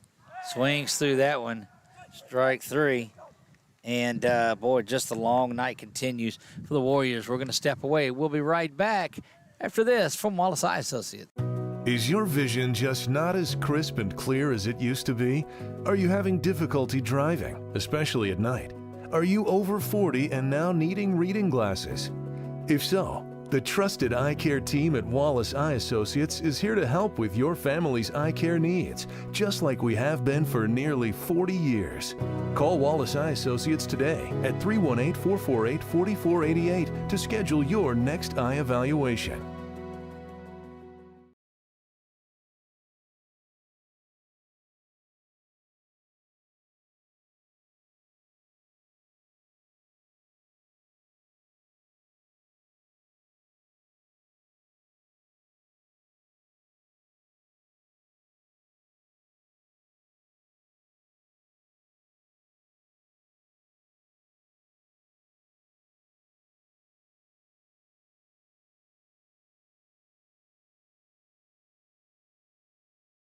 At Certified Transmission, you can count on our certified mechanics with over 35 years experience to get your vehicle fixed right and get you back on the road. Got transmission problems?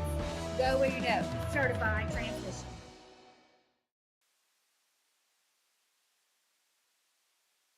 So the top of the 5th here, it is 6-0 New Iberia.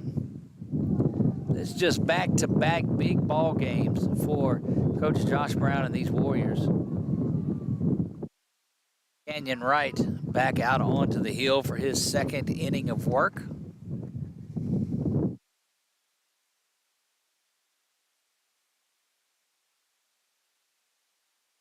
Out off his leg there. Yep.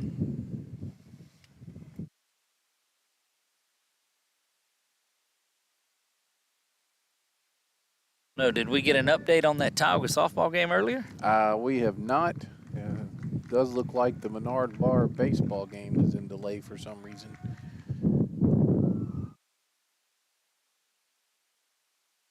Congratulations to Northwood Lena. The Lady Gators are going back to the state title game for the 4th year in a row, an opportunity to three-peat. They've won the last 2.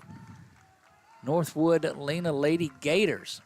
Also, good curveball. Also, congratulations to Coach Casey West and the Oak Hill Lady Rams. They punched their ticket for an opportunity to repeat. They are the defending state champions in Select Division 5. kind of matchup is that going to be, Doug? I mean, I saw that J.S. Clark they've. What's going on? J.S. Clark's going to be pretty good. I don't know what's coaches. Looks like the coaches were. I don't know exactly what happened. Swung through that one. That's a good-looking strikeout there from Canyon. And he struck out back-to-back. Nope, correction. Let me flip that over to the other side of it. That is strikeout there, top of the 5th. So, again, congratulations. It's going to be a good matchup, I certainly believe. Those two teams have been 1-2 all season long.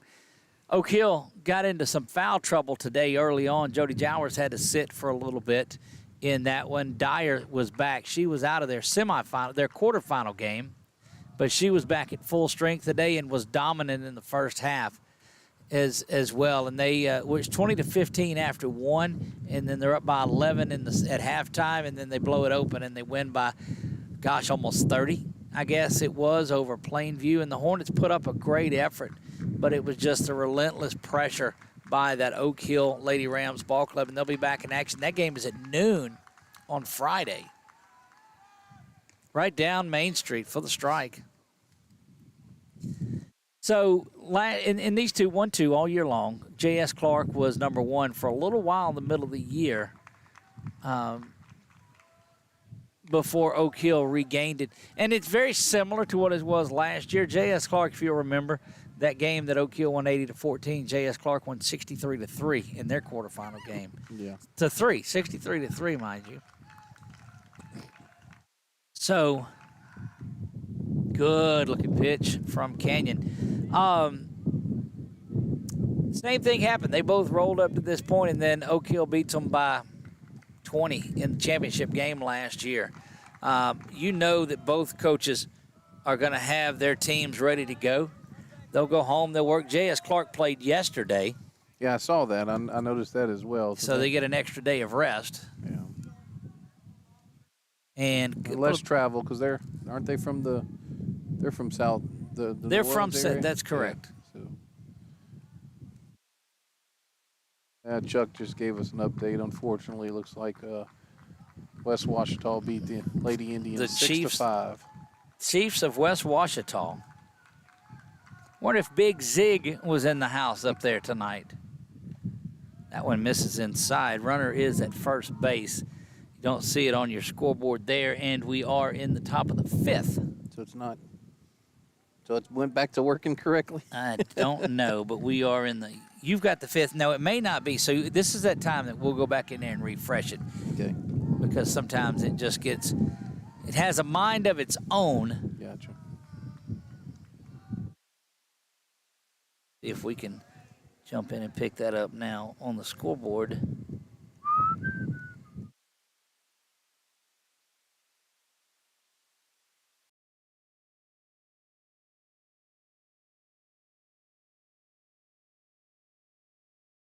Let's get back to this then. There you go. There you go. A little refresh. Got it working. As the Lady Indian softball drops one. They play host to Oak Hill Thursday night in softball. How's Oak Hill in softball now? They used to be a power whenever Don't know. Yeah. Don't know. We've been out there a number of times. Don't know about baseball or softball. We'll start to morph over to that here pretty soon as we start looking. I know we're in transition now as it is.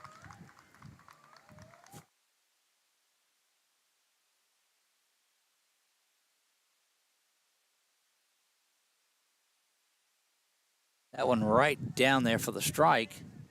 Evens the count up at 2 balls and 2 strikes. So we're back good with a flexi score, right? Uh-huh. Okay. Yeah, it gets off a little bit. I don't know why, but you just have to go in there and refresh it. And technology, you know, many IT guys have went over there and taught the Control-Alt-Delete method to fixing a computer.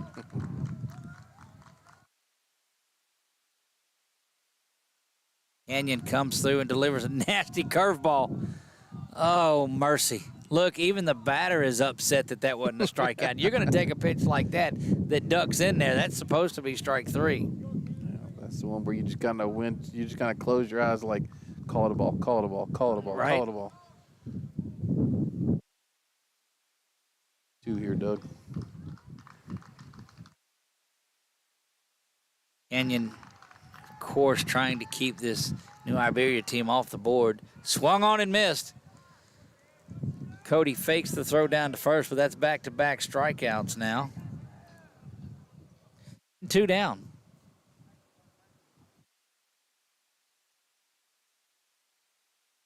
Good look over at the runner at first, being held on by Seth.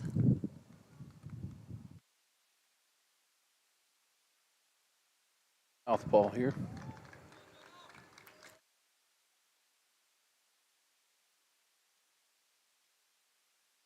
Swung through that one, boy. Canyon came in, struggled a little bit in his first batter or so last inning, but seems like he has done just fine. Yeah, settled in here. Boy, that was a old Dave Justice swing if I've ever seen one. I just remember that he would catch that bat on his check swing when it would come through. Dave Justice, wow. Journeyman played played for the Braves, played for the Yankees, played for Indians. Gosh, sure did. Went to the World Series with the Indians. He was one of my favorite players. Went with the Braves too, didn't he? Yep, yep. But can't remember why I went to the living room or the kitchen from the living room, but can remember that. Somewhere at home, my wife was going, "Yep, good looking strike there. 1 ball, 2 strikes, 2 down." Yeah, that was a big pitch there. This is another big kid. It is. You know, something I've noticed, Doug, and I don't know if it's just with Tommy Tanks, but I'll ask you after the pitch. Okay.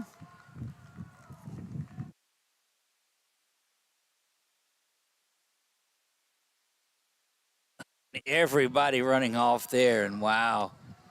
Yeah, Coach Brown took his hat off there, and he not very happy with that call, and that was close.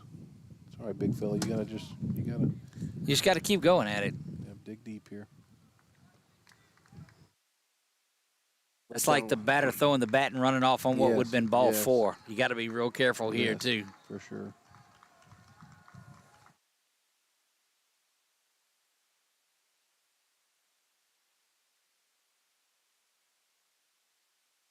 And misses inside there. Come on, Kane. Get him here. Get him here. 3 balls, 2 strikes. Runner at first will be off and running. If you are that runner, you got to make sure that the pitch is delivered. Canyon looks in. Kicks and fires this one, misses ball 4, and that's even going to make that pitch 2 pitches ago rather aggravating. So your question was what, Nick? Well, I've noticed that, and like I said, I watch a lot of college baseball. I don't watch a lot of the majors anymore. But okay, is that just what they're doing now whenever they have that second strike, widen the stride, or is that just something that's kind of come up over the past year? And widen the stance. Now, I think that has taken place of the choke up, yeah. Yes. And you do that because you don't have the ability to stride as far. And we'll give you an example in just a moment of that here that hits home locally. Hey, Canyon, for instance, with that big high leg kick, he's got under some. I'd like to see him shorten that up just a little bit, and not try just to really knock it onto the YMCA behind us. But Tommy Tanks is that way too. So he'll straighten his legs out, or he'll spread them out a little bit wider, and then now it's all upper body when he's cutting. It's that 2-strike approach. Right. But like you said, when we played, and I know for years, 2 strikes, you choke up, and that just doesn't seem to be the thing anymore. No. But now they're getting as far down the bat as they can, even putting the extension of that one ground out to third. Powell's going to fire over, and that one is in time for the out. Big-time play from third. Big-time stretch from Seth Cook over at first base, and the Warriors are out of this unscathed. They'll go to the bottom of the 5th. They're trailing this one 6-0. Due up will be, I think it's Cooper Courtright, Jack Powell, and Logan Markle when we come back.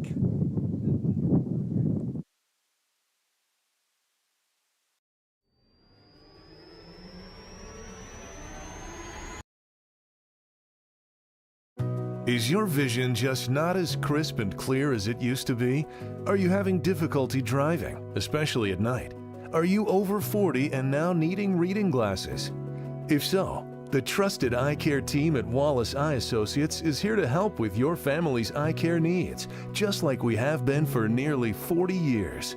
Call Wallace Eye Associates today at 318-448-4488 to schedule your next eye evaluation.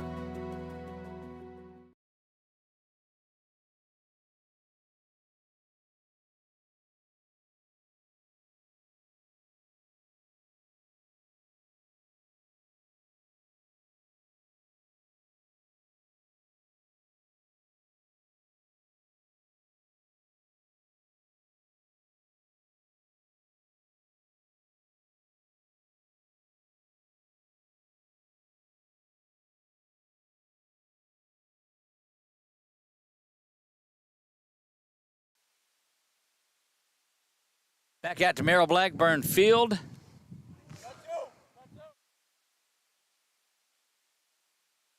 Josh Brown Stadium. Warriors trail this one 6-0. Cooper Courtright will stand in there ready to go to work. Had a good base hit back in the third, was stranded as all base runners have been tonight.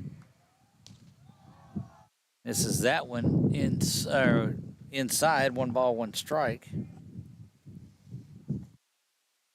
Just chip away here and keep going at it. Get runners on base. That's the main thing right now. Well, you're down by 6, so you're not. You have to have a lot to happen. I mean, heck, New Iberia got theirs over a couple of innings. Check swing.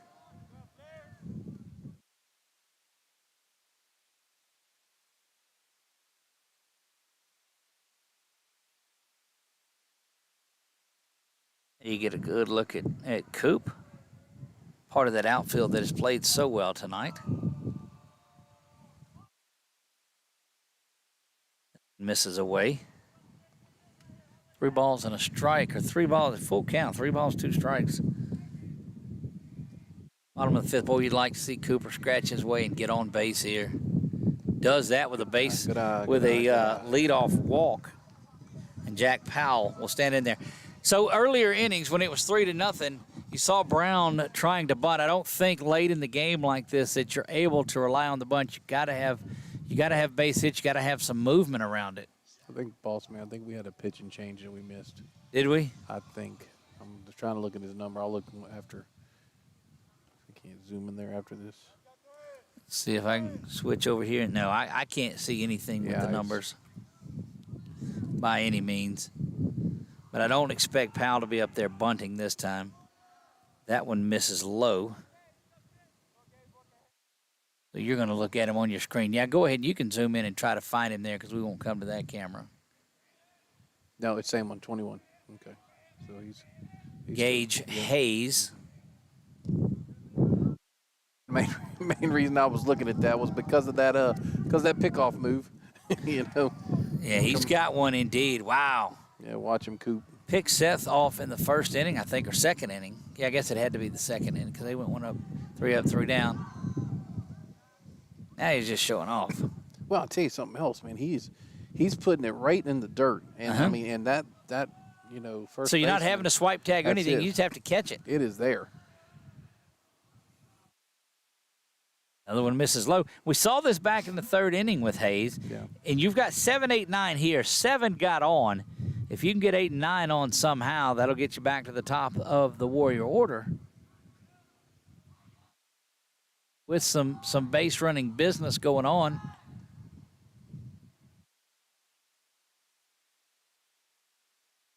Been very impressed with Gage Hayes tonight. Yeah. He's definitely, that's Coach Ladner at first, right? Yes. He's definitely making him earn his pay tonight, too. Just grabs a little bit of that outside corner. He was part of that state championship team with JG, huh? It was 2017. He was a senior there. Same Trevor class, Soche, huh? Luke Boswell. Okay.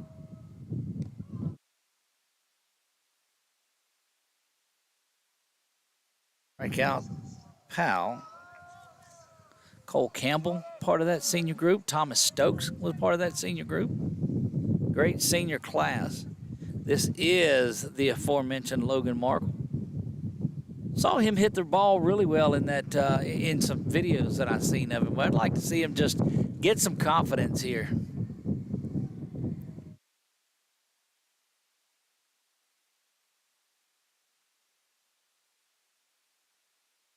Heck yeah, they said.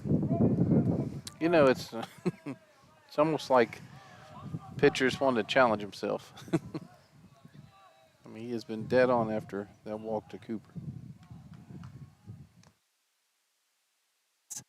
So and look, I agree. Logan takes a little half-hearted swing after the curveball drops into the glove. Yeah. He does widen his stance up a Yes, little he bit does. here with 2 strikes.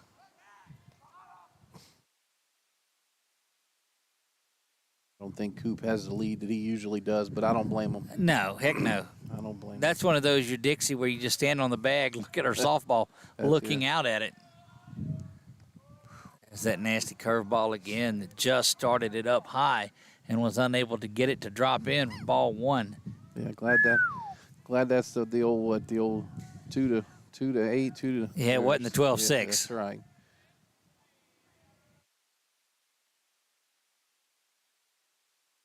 Swung through that one, and that will get Davis back up there in the top of the Warrior lineup. But we were hoping to have bases loaded, nobody out. Instead, there's Cooper still at first base. Look at how far up in the box towards the plate Cody is. His toes are on the line, trying to get some outside plate coverage like he wants to hit it over here to where we are. I'll take one of those. Right?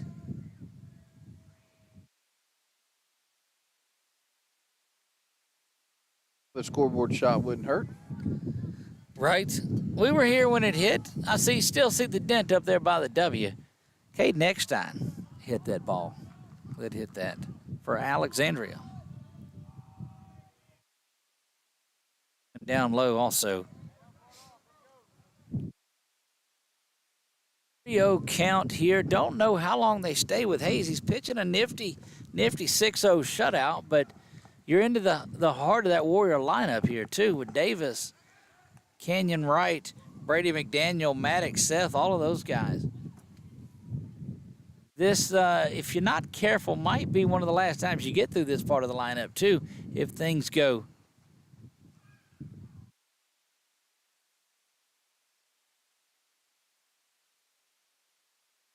That's the one we talk. I mean, goodness. Pardon me. Hayes set to deliver the 3-1. Cody does watch this one go, and he'll be down to first base. That'll bring up Canyon Wright.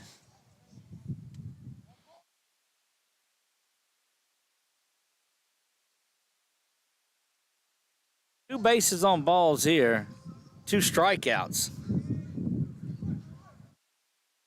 And Big Canyon stands in there ready to go to work. There's a delivery. It's ground foul. See, that exaggerated leg kick, and I know he's done it since I've seen him as a freshman. He's a junior now. But I think as he generates more power, it gets him out of the hitting zone. I'd like to see him shorten that up just a little bit. But again, he hits the ball a lot further than I do with a lot more consistency. So what do I know? Well, we know you're in the record books at Tioga. I certainly am. And Alex Box. That's an Alex Box record. Certainly is. That's right. Alec Box. Alec Box, that's right. Not Alex Box. Alec Box.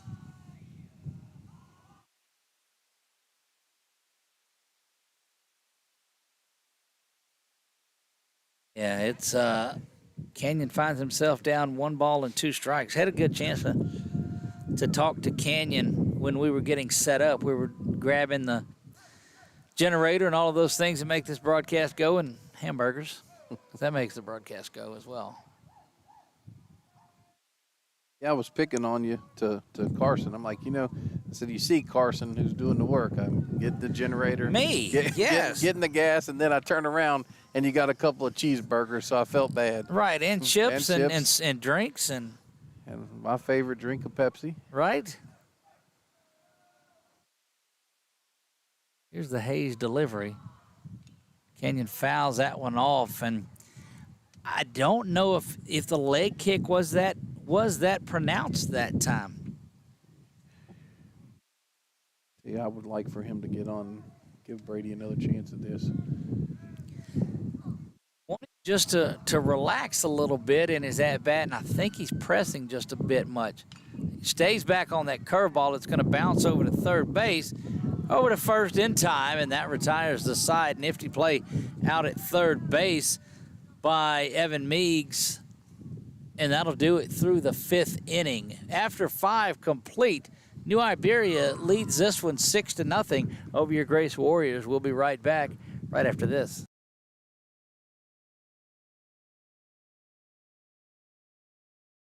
Time for our red, white, and cool summer event at Southern Air Heating, Cooling, and Plumbing. Right now, you can save on a new energy saving system. No money down, 0% interest, and no payments till June 2024. Call Southern Air Heating, Cooling, and Plumbing or visit us online. Our mobile banking app is changing the way we bank. Things are getting easier, transactions are getting safer, and you have access 24/7. All the functionality of banking you're used to, made easier to use, anywhere, anytime, and more secure than ever. Simple, seamless, safe. Download our mobile app today.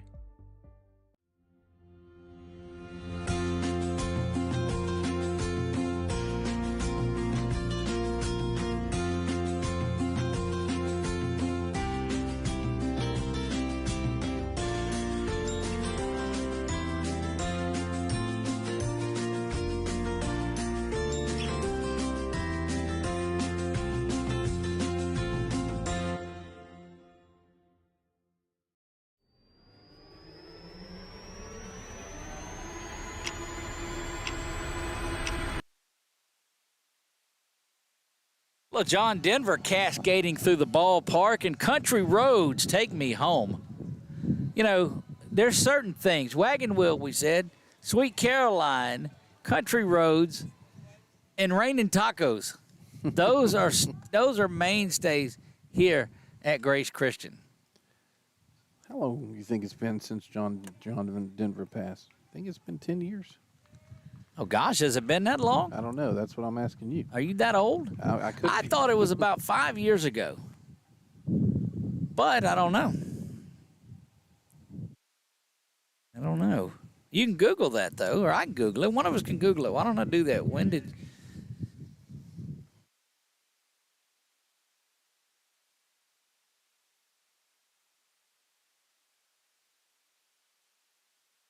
Pop this up, and I'm typing, when did John? It says, when did John Lennon die? When did John Candy die? When did John Wayne die?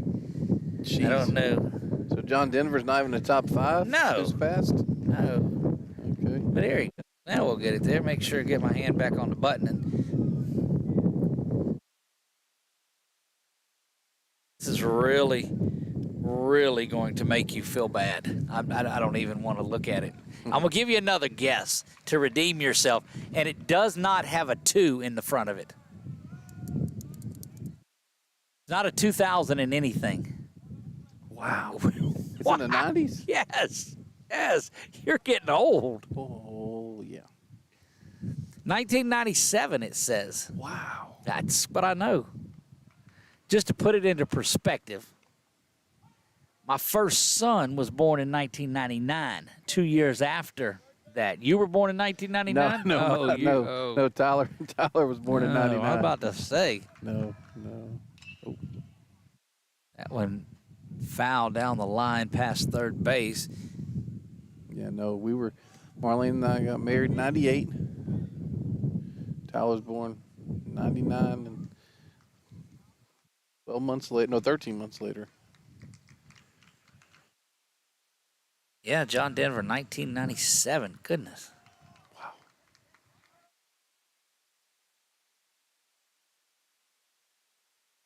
Out to center field, to the wall, and they'll get that one in, but not before that stand-up double.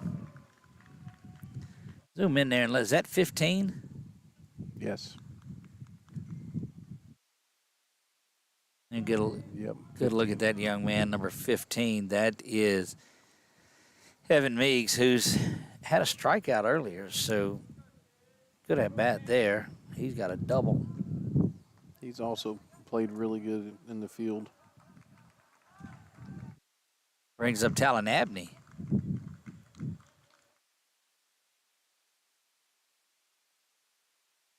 Looking to bunt, but that's just that real pretty curveball. Yeah, it was a good It's hard to pitch. bunt that. Yeah, very good pitch there. You know, you pull back from bunting one of those because that's a surefire way to get it popped up into the air. And you're trying to grind out these extra runs, but if you're Grace Christian doing everything you can to keep it right here, that one is popped up into the air and back behind the backstop. Went on the back there where you saw the batter go back there to pick that one up.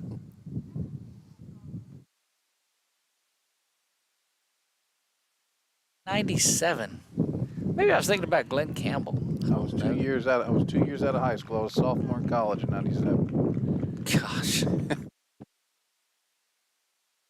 Doing the math here in my head, because you said you got married there and had in '99, and you were a sophomore in college. So. Yeah, well, I was a college dropout after that. Marlene was a junior in nursing, and we got married in that summer. And of her between her junior and senior year of college.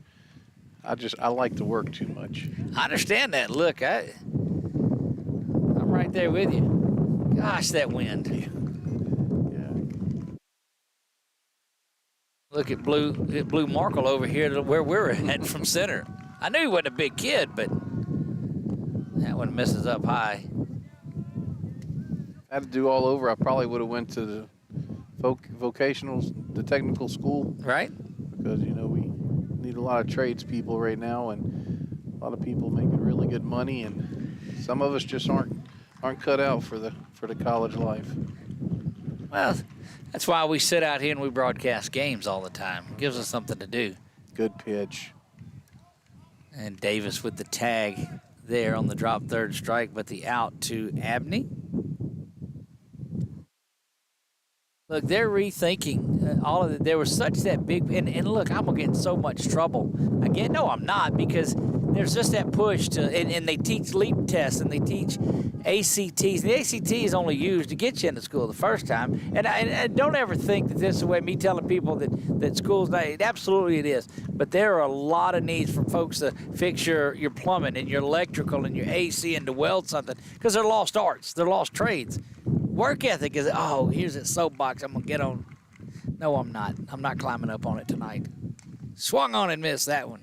Well, I would encourage anybody to look at Mike Rowe his claim to fame was dirty jobs. That's right. But he also has a foundation now, an organization that where he's working on, getting people money to go to become tradesmen, tradespeople, and it's a really neat program that he has.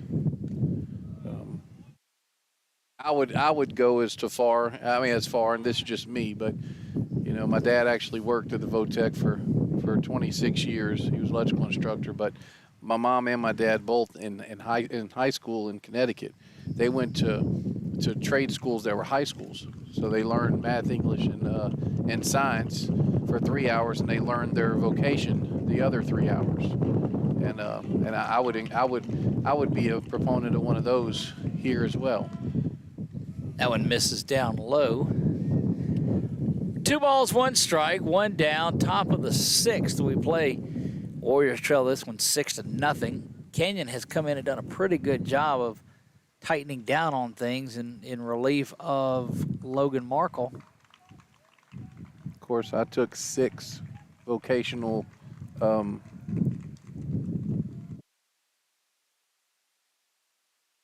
duck that. Yeah. In high school, I took 6 vocational credits.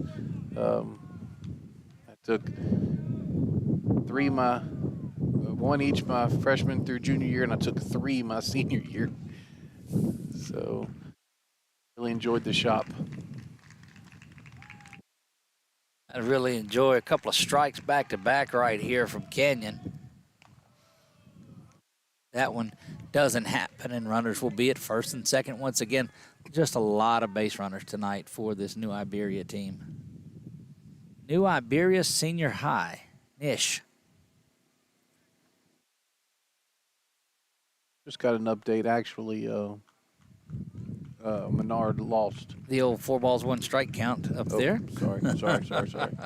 Sorry. Menard lost to Barb in that one, and Yeah, a lot of folks Yeah. got an opportunity to roll this one up. Steps on second, not in time, going over to first, but they do retire the runner coming in from first. They'll be at first and third with 2 down. Yeah, so Menard loses to Barb 2-0.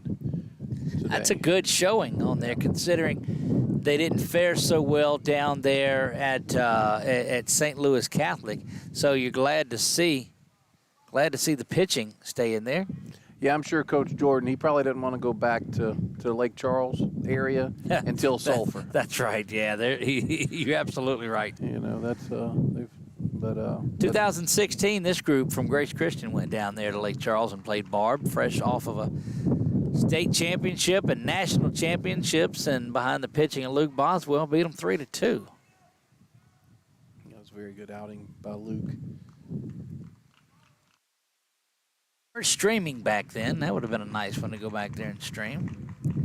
Our friends at Buffalo Wild Wings, they general manage the one down in Lake Charles as well. So we're building our network around there.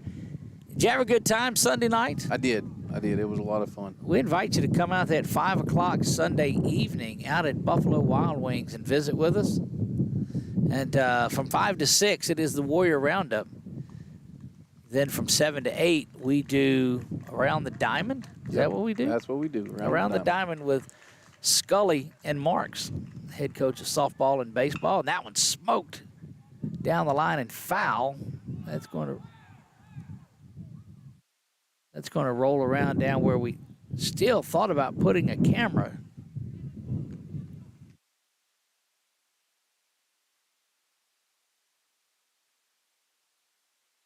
Broadcasts teams have not fared too well today. Tauga loses 6-5 to West Ouachita High School, the Lady Chiefs. Here the Warriors are struggling in this one.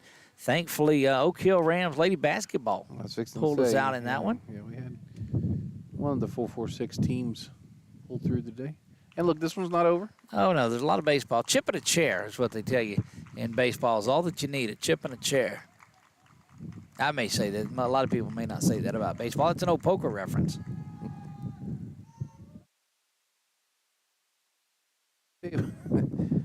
Nish, their dugouts. Spirited. Yes, to say the least. They are spirited. Let's just, we'll get a look in there, too, here in just a minute. Nick, you can even, after this pitch, pan over there, and we'll take a look at those young men.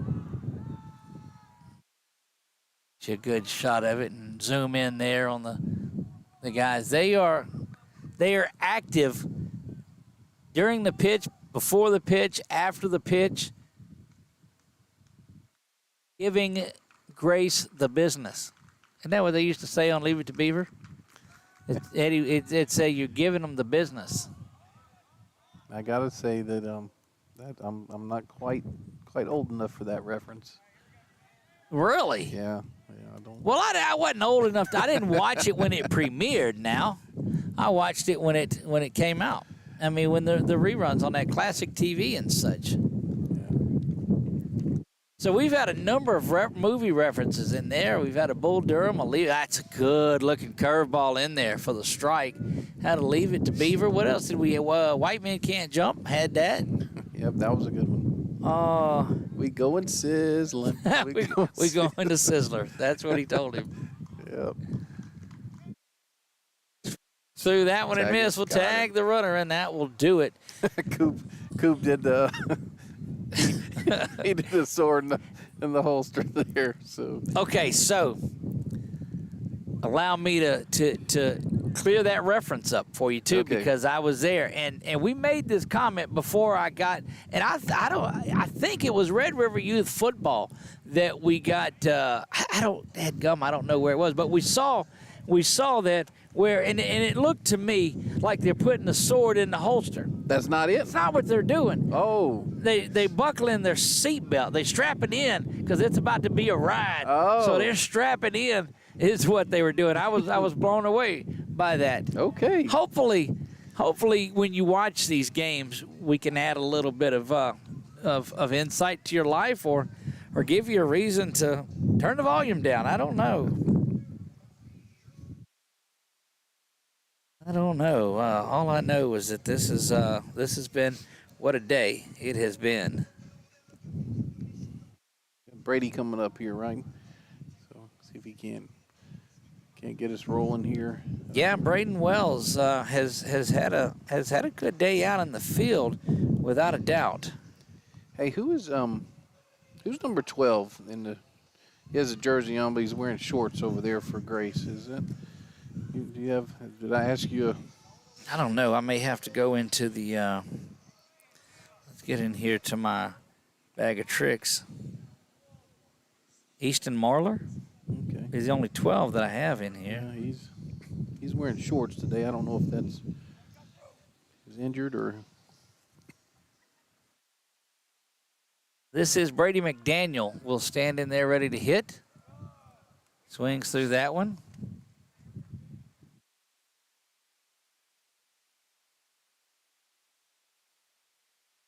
You know, you're 2 days away. Good job of framing that, but unable to. 2 days away from being able to order honey sriracha wings at Buffalo Wild Wings. We're a little too hot for Nick, but I think they were tasty, to say the least. Oh, they had a very good flavor for sure. I would probably, I'd probably get a 6 piece. I could probably handle a 6 piece, but yeah, it's just one of those heats that kind of it comes a little bit later. Tuesdays and Thursdays, you know, it's buy one, get one. And I think Thursday is boneless day and Tuesday is bone-in day. I'm not sure. But you can't get boneless on the bone-in day and you can't get bone-in on the boneless day. But go by and check our friends out at Buffalo Wild Wings out. That's inside, and checks out Brady McDaniel on the shoulder, and he will lead things off here. All you got to do is get the first man on and give the second man up an opportunity, and you start working your way around it, and that's going to bring Maddox Adelise to the plate. Yeah, and I'm hoping Brady remembers the pickoff move. Yeah, indeed. Gage Hayes has one of those moves, and looks like Brown is coming out to the mound. We'll see if he's going to get a pinch runner down there for McDaniel, is what I would certainly believe it is, and that's what's going to happen. Focus in and see who that is that's going in to run. Maybe Crow. Crow was run a couple of times. We'll have to get the number for him. Yeah, that's 23. He actually started center field today. Oh, then that's Jacob Amon. Yep, Jacob Amon gets in there and gets that. Hope he's definitely been paying attention to the pickoff move here. And didn't hit. He was DH'd for. Okay. So he can re-enter one time, right? Yes. Or he can, enter as because a he went in to run for the DH. Swung through that one, did Adelise. Maddox has ground out to second and ground out to third in this one. He's due for one right up the middle. They are playing him that way. Look at how pinched in the second baseman and shortstop are. Let's see if we can get a little better look. We can't from that one. We'll get zoom. If you'll zoom out just a little bit, you see the second baseman's in there, but the shortstop, well, he's moved over to that, but they're still shaded up the middle, thinking what I'm thinking. That one misses down low, though. Boy, Hayes has been all over the place. He's allowed some base runners tonight. There's been 4, 5, 6, 2 carry the 1, 6 base runners tonight for the Warriors. Left them all, though. There's that snap throw back over to first, not in time. That's one reason why they haven't scored. That's exactly right. Seth was picked off back in the second inning. Was it just one picked off? Just or was one. It two? Just one, okay. Yeah. All right. Had a double play in the first inning. Oh. just hits the inside line on the batter's box side of it. Catches that line for the strike. Here's a delivery. Can I ask this to hopefully jinx the Nish pitcher? You may. How many hits does Grace have? Just the one. Just the one. Yep, one base hit was Cooper Courtright. So you're jinxing the one hitter. that's it. There you go. He is throwing a shutout. Let's see if we can't reverse it. Out back and out of play. And Maddox, like he's got a little confidence up there. He says, look, I've seen this, had a good cut at it. Let me go up here and get this now. And our Tauga softball voice said that Tauga Indians baseball beat Karen Crow tonight. That one off the foot of Adelise. I think they had a very good weekend as well. I noticed on Facebook that Tauga had a good weekend in baseball. They went down south and played. A lot of good baseball is. You get around that I-10 corridor, and it's good stuff down there. The delivery from Hayes. That one is ground up the middle. Oh, they had it played perfectly.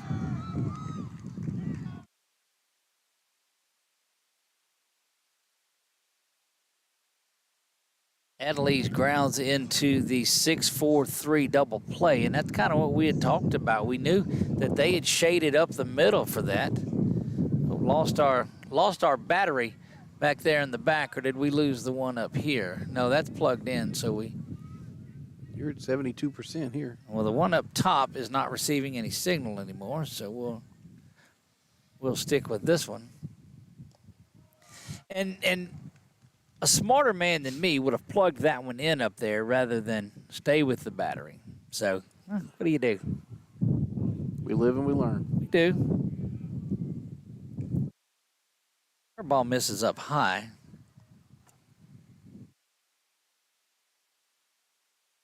We play the bottom of the sixth.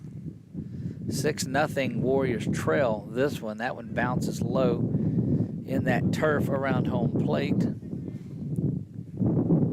The jinx was on an inning ago when I said it was just 7 o'clock, and now we've rolled through an hour-long couple of innings. Made it 4 innings in an hour, and now it's 2.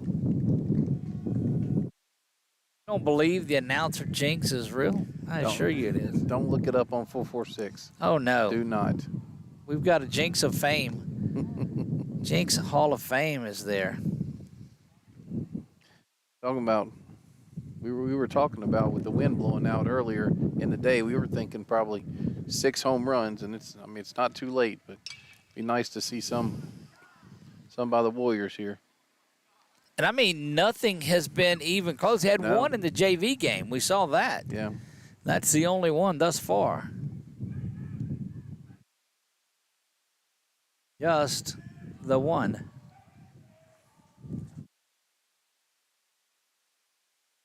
Strike 3 looking is there, and that will do it for the Warriors in the bottom of the 6th.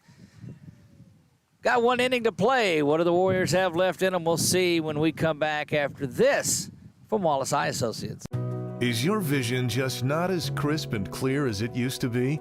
Are you having difficulty driving, especially at night? Are you over 40 and now needing reading glasses? If so, the trusted eye care team at Wallace Eye Associates is here to help with your family's eye care needs, just like we have been for nearly 40 years.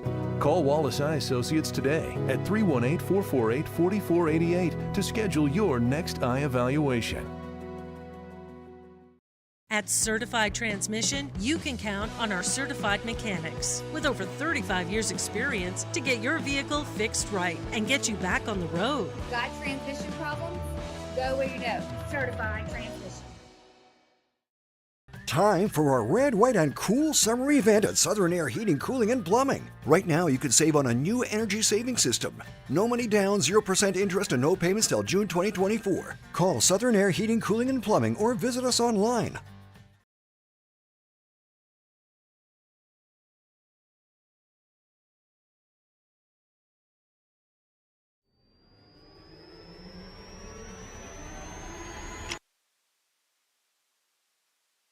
Nick, we go to the top of the 7th here. Warriors trail at 6-0. It's been an entertaining game. The Warriors have got some men on, but have been unable to get anybody around in this one. That one bounces down low. Canyon in for what is his 4th inning of work. He is in relief of Logan Markle, who didn't pitch bad in this, but just ran into a little bit of trouble in the 2nd inning. Gave up those 3 runs and was responsible for the ones back in the 4th. So gives up 6 runs tonight in Markle.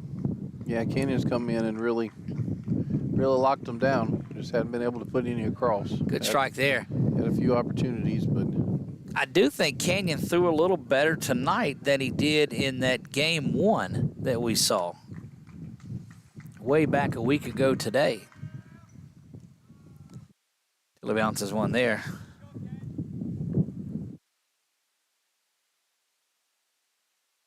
So the big hamburger challenge is gone. We won't do the hamburger challenges anymore, but they've got a blazing wing challenge. Nick, are you up for that? I'm definitely not. To be honest with you, we couldn't find anybody who would even. I was going to tell you last inning that John brought the blazing sauce for us to just taste. Right. We couldn't even get. Oh. That's out here where we're at. That's going to find its way into the gap. That was no gap coming up Braden Wells. And look, I'm telling you what, Braden has got to the baseball as well as I've seen anyone get to it in a number of years. So he brought the sauce out and what? And we couldn't get anybody to even taste it. You didn't taste it? No. Dude. Oh, no. He says he can eat 4 of them, and that's as many as he can eat. Well, you know exactly what he told us. He told us that it's the best flavor. That's right. For 4 seconds. For 4 seconds, that's right. 4 seconds, and then boom. I'm just not that mad at buffalo wings. Looking to put the bunt on again here, up 6-0. And curveball right over the head. Now you bring me some fried chicken, and I'm pretty mad at fried chicken. We need to have one out at our football sponsor there, and have some sort of challenge. Chicken and waffle challenge. How about that? That would be nice. La Bistro Coffee and Waffle Bar, sponsors of food during our football season up in the press box. Oh, and that's the 3rd one thrown down the line tonight. Braden gets over there quickly.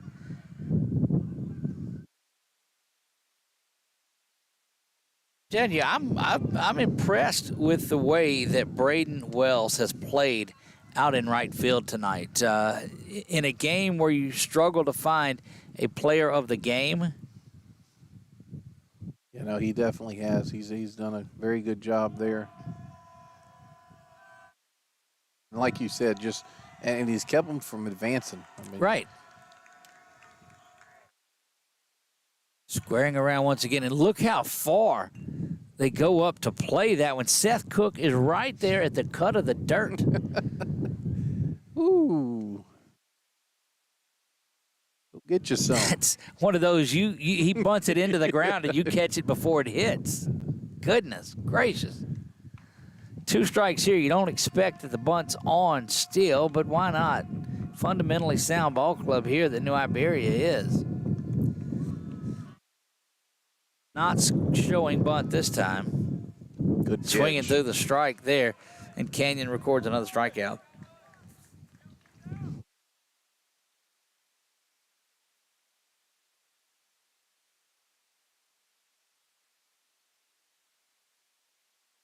Trying to run the flexi score, and Mr. Perkins is texting you. Texting me.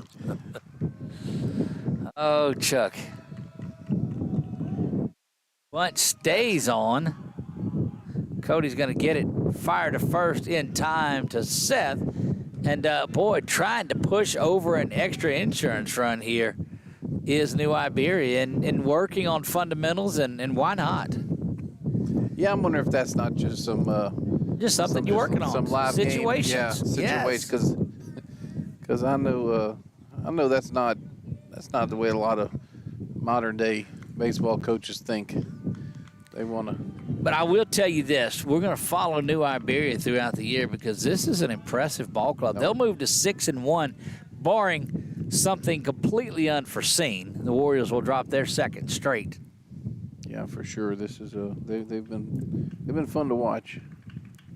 Well, they play the game like you're supposed to play it. It's hard-nosed. It's, Coach Brown has a term for it here called dirtbag baseball. Good-looking strike there from Canyon. And quite honestly, you just haven't seen that intensity out of these Warriors the last couple of years. And you just would like to see a little bit of fire, a little bit of something burning in their bellies to come out and get it. Well, Long season, yeah. Their power rating right now, Doug, is number 11. Okay. And they have played Delcom. They beat Delcom. They lost to Lafayette Christian 1-0. They beat Northwest. They beat Mamu twice, and they beat Westgate. And now they're leading against us. But like to see some things that they do further on through the season. That one misses low. 2 balls, 2 strikes, 2 down here, top of the 7th. We haven't seen a 7th inning here in a long time.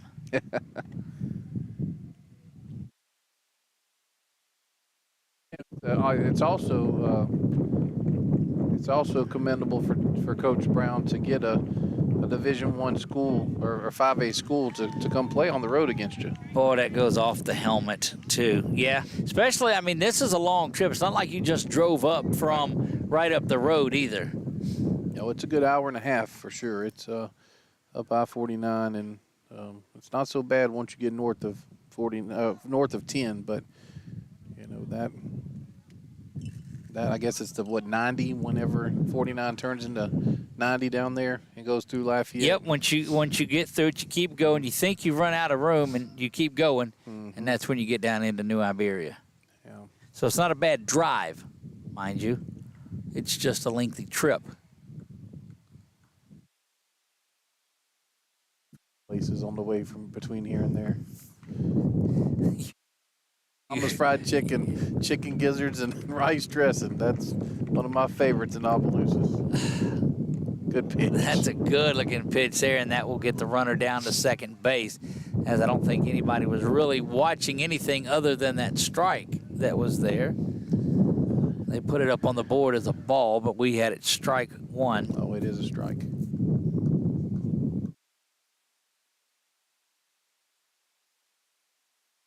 That noise that you hear in there, that rumble, has been the wind that has been blowing since we came on the air at, about 5:46. Yeah. And unfortunately, with the wind blowing like this, everything's drying out very quickly. Yes, it is. Canyon Wright delivers this one, swung on and missed. Yeah, he's had a good outing. I know there's runners on right now, but he's battled. He's given them a chance, and that's all you can ask. But you keep this lineup in check over 4 innings, right. And that gives you some confidence, and that's what you want to take out of games like this. You've got to take some confidence out of it. Lost that one last night, 10-0. Left 8 runners on base, and Brown was excited that he got some runners on base in that one, and just couldn't get the big hit.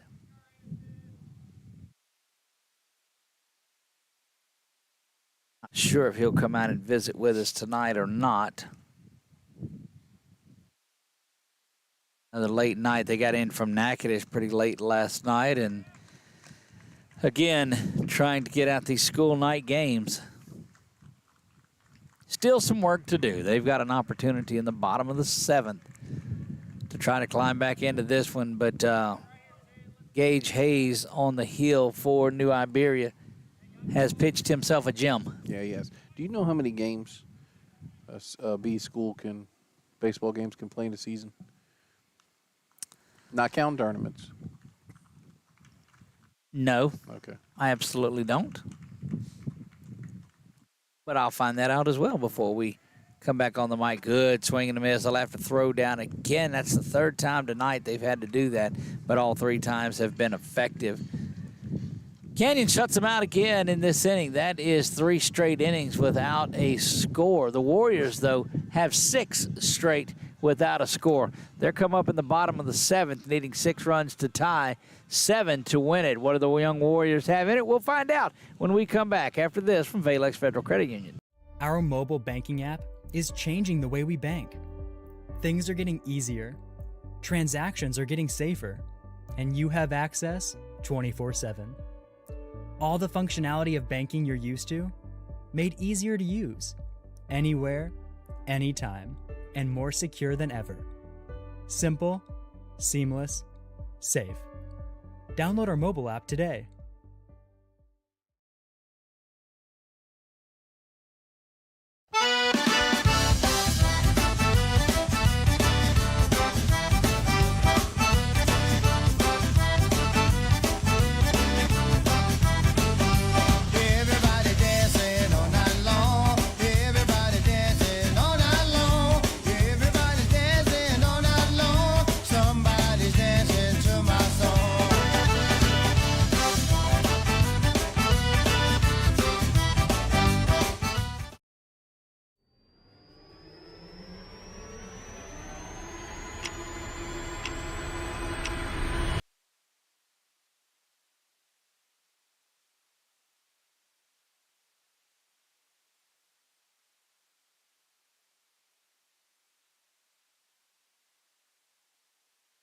Back out to Merrill Blackburn Stadium, Josh Brown Field. And, boy, it's just been one of those nights tonight out here. Really had a couple of innings that the Warriors had some base runners on and unable to get anything going.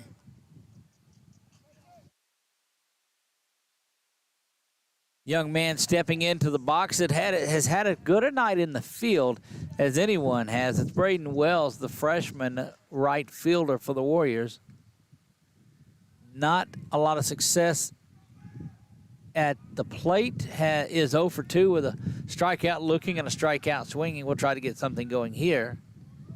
That one chases back to the backstop. Yeah, starting out 2-0 here, so we do have a new pitcher this time. Zoom on in and see who that is. Oh. 35. 35. That one in there for a strike. See if we can get that young man's name on here. Oh, yes. A good base hit. So Braden Wells does a good job of coming up there and getting that. That is DJ Bernard. DJ Bernard that has taken over on the hill. Cooper Courtright stands in there. He's got a base hit in this one. Normally you look around this lineup and you see the top 4 or 5 guys have strung several of them together. Just don't know. Tonight it's been one of those nights of good pitching. That one, Coop takes ball 1. Bernard in there to pitch. That one misses inside. Ball 2. 2-0 on the last 2 hitters that he's faced before the base hit from Braden Wells.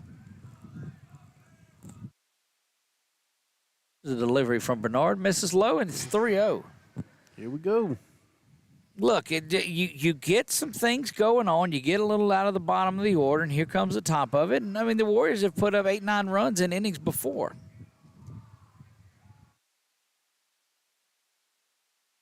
Strike on the inside corner. Just paints the black of the plate.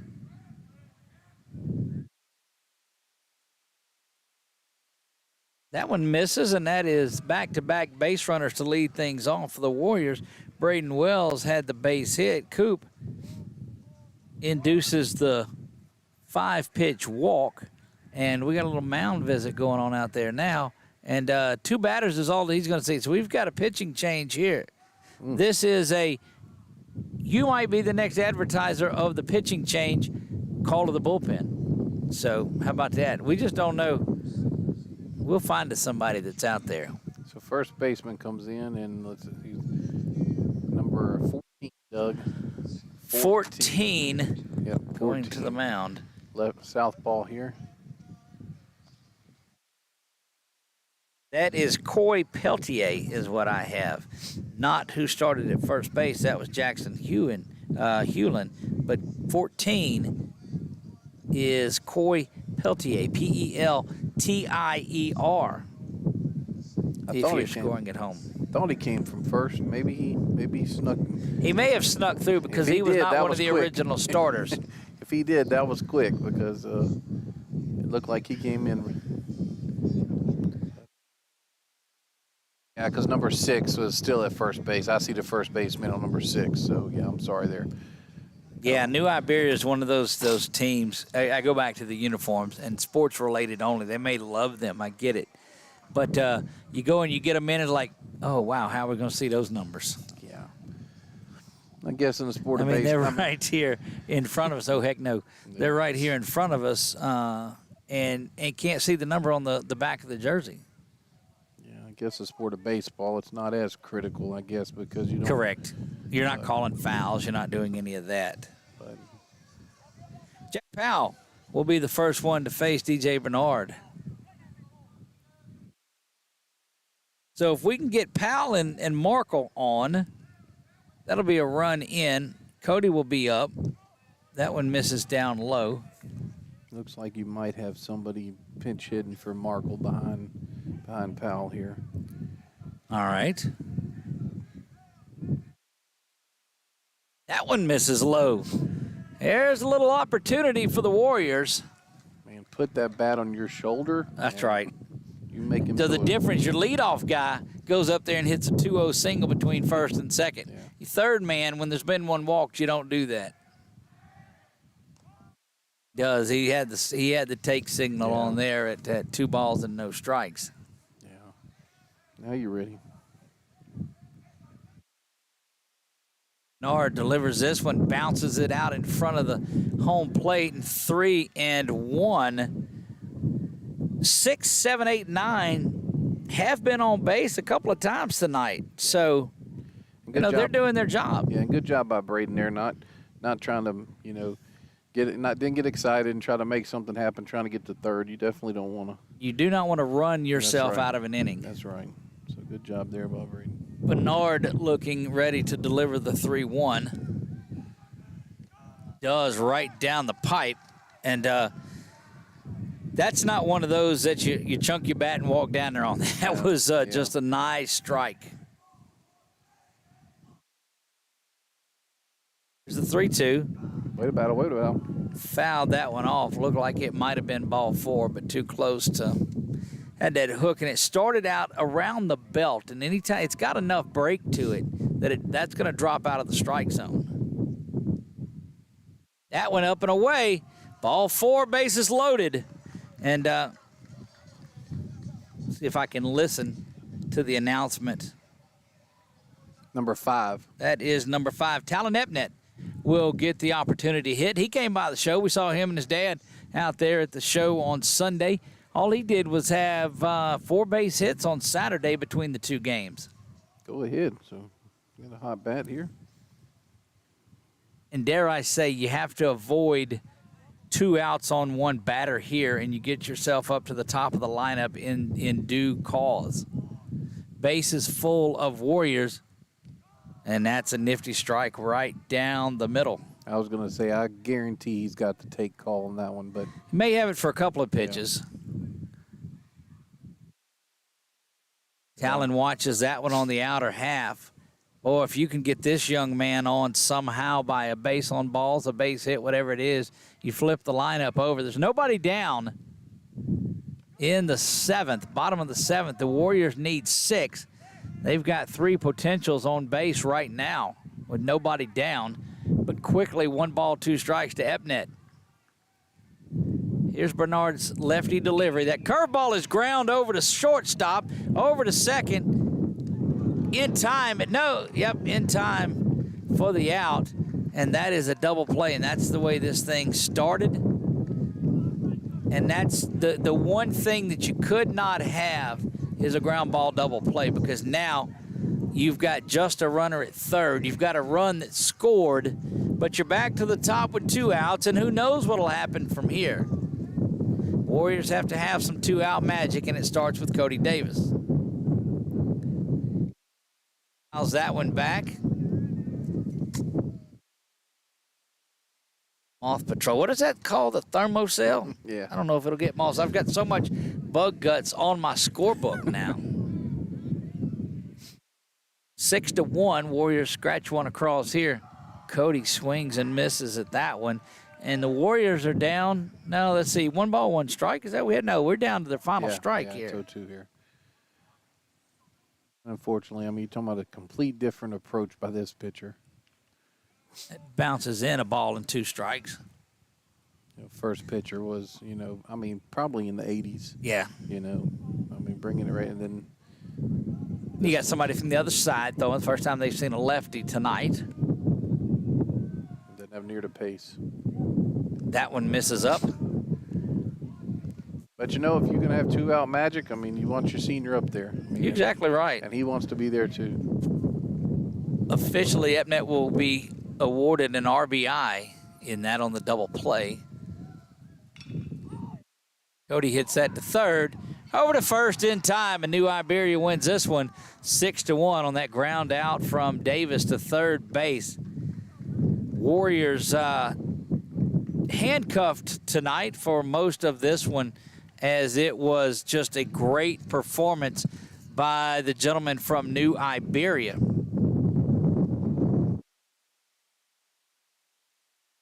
So get in the score column tonight. They were shut out 10-0 last night. Lose this one 6-1. The Warriors dropped to 5-2 on the young 2024 season. March wins have already made their way in here. This is something. And New Iberia hanging out on the mound there. They're getting, their coach is getting them off the mound and over there. That's like Terrell Owens standing on the star a little bit, huh? You remember that? Oh, yeah. Warriors will go out there and visit just a little bit. Don't know if we'll have JB out here tonight. We'll see about that. We talked to him, and last year, and these coaches, that's a good mark of these coaches. Win or lose, they come out, and he's going to visit with us, and we'll talk to him a little bit about the way his 2 games have went. You got that one? We'll lower that down like Rapunzel. That's a nut look. Man, oh, man. I'm channeling my inner Lynn Rollins tonight is what I'm doing. Yes, and what you a great are. one to visit, to talk about there. I've not, maybe we'll give a, now you can't give a pucker up and kiss that baby goodbye, No. even with copyright potential there. Making his way out here, we'll visit with head coach Josh Brown of the Grace Christian Warriors. As he gets that headset on.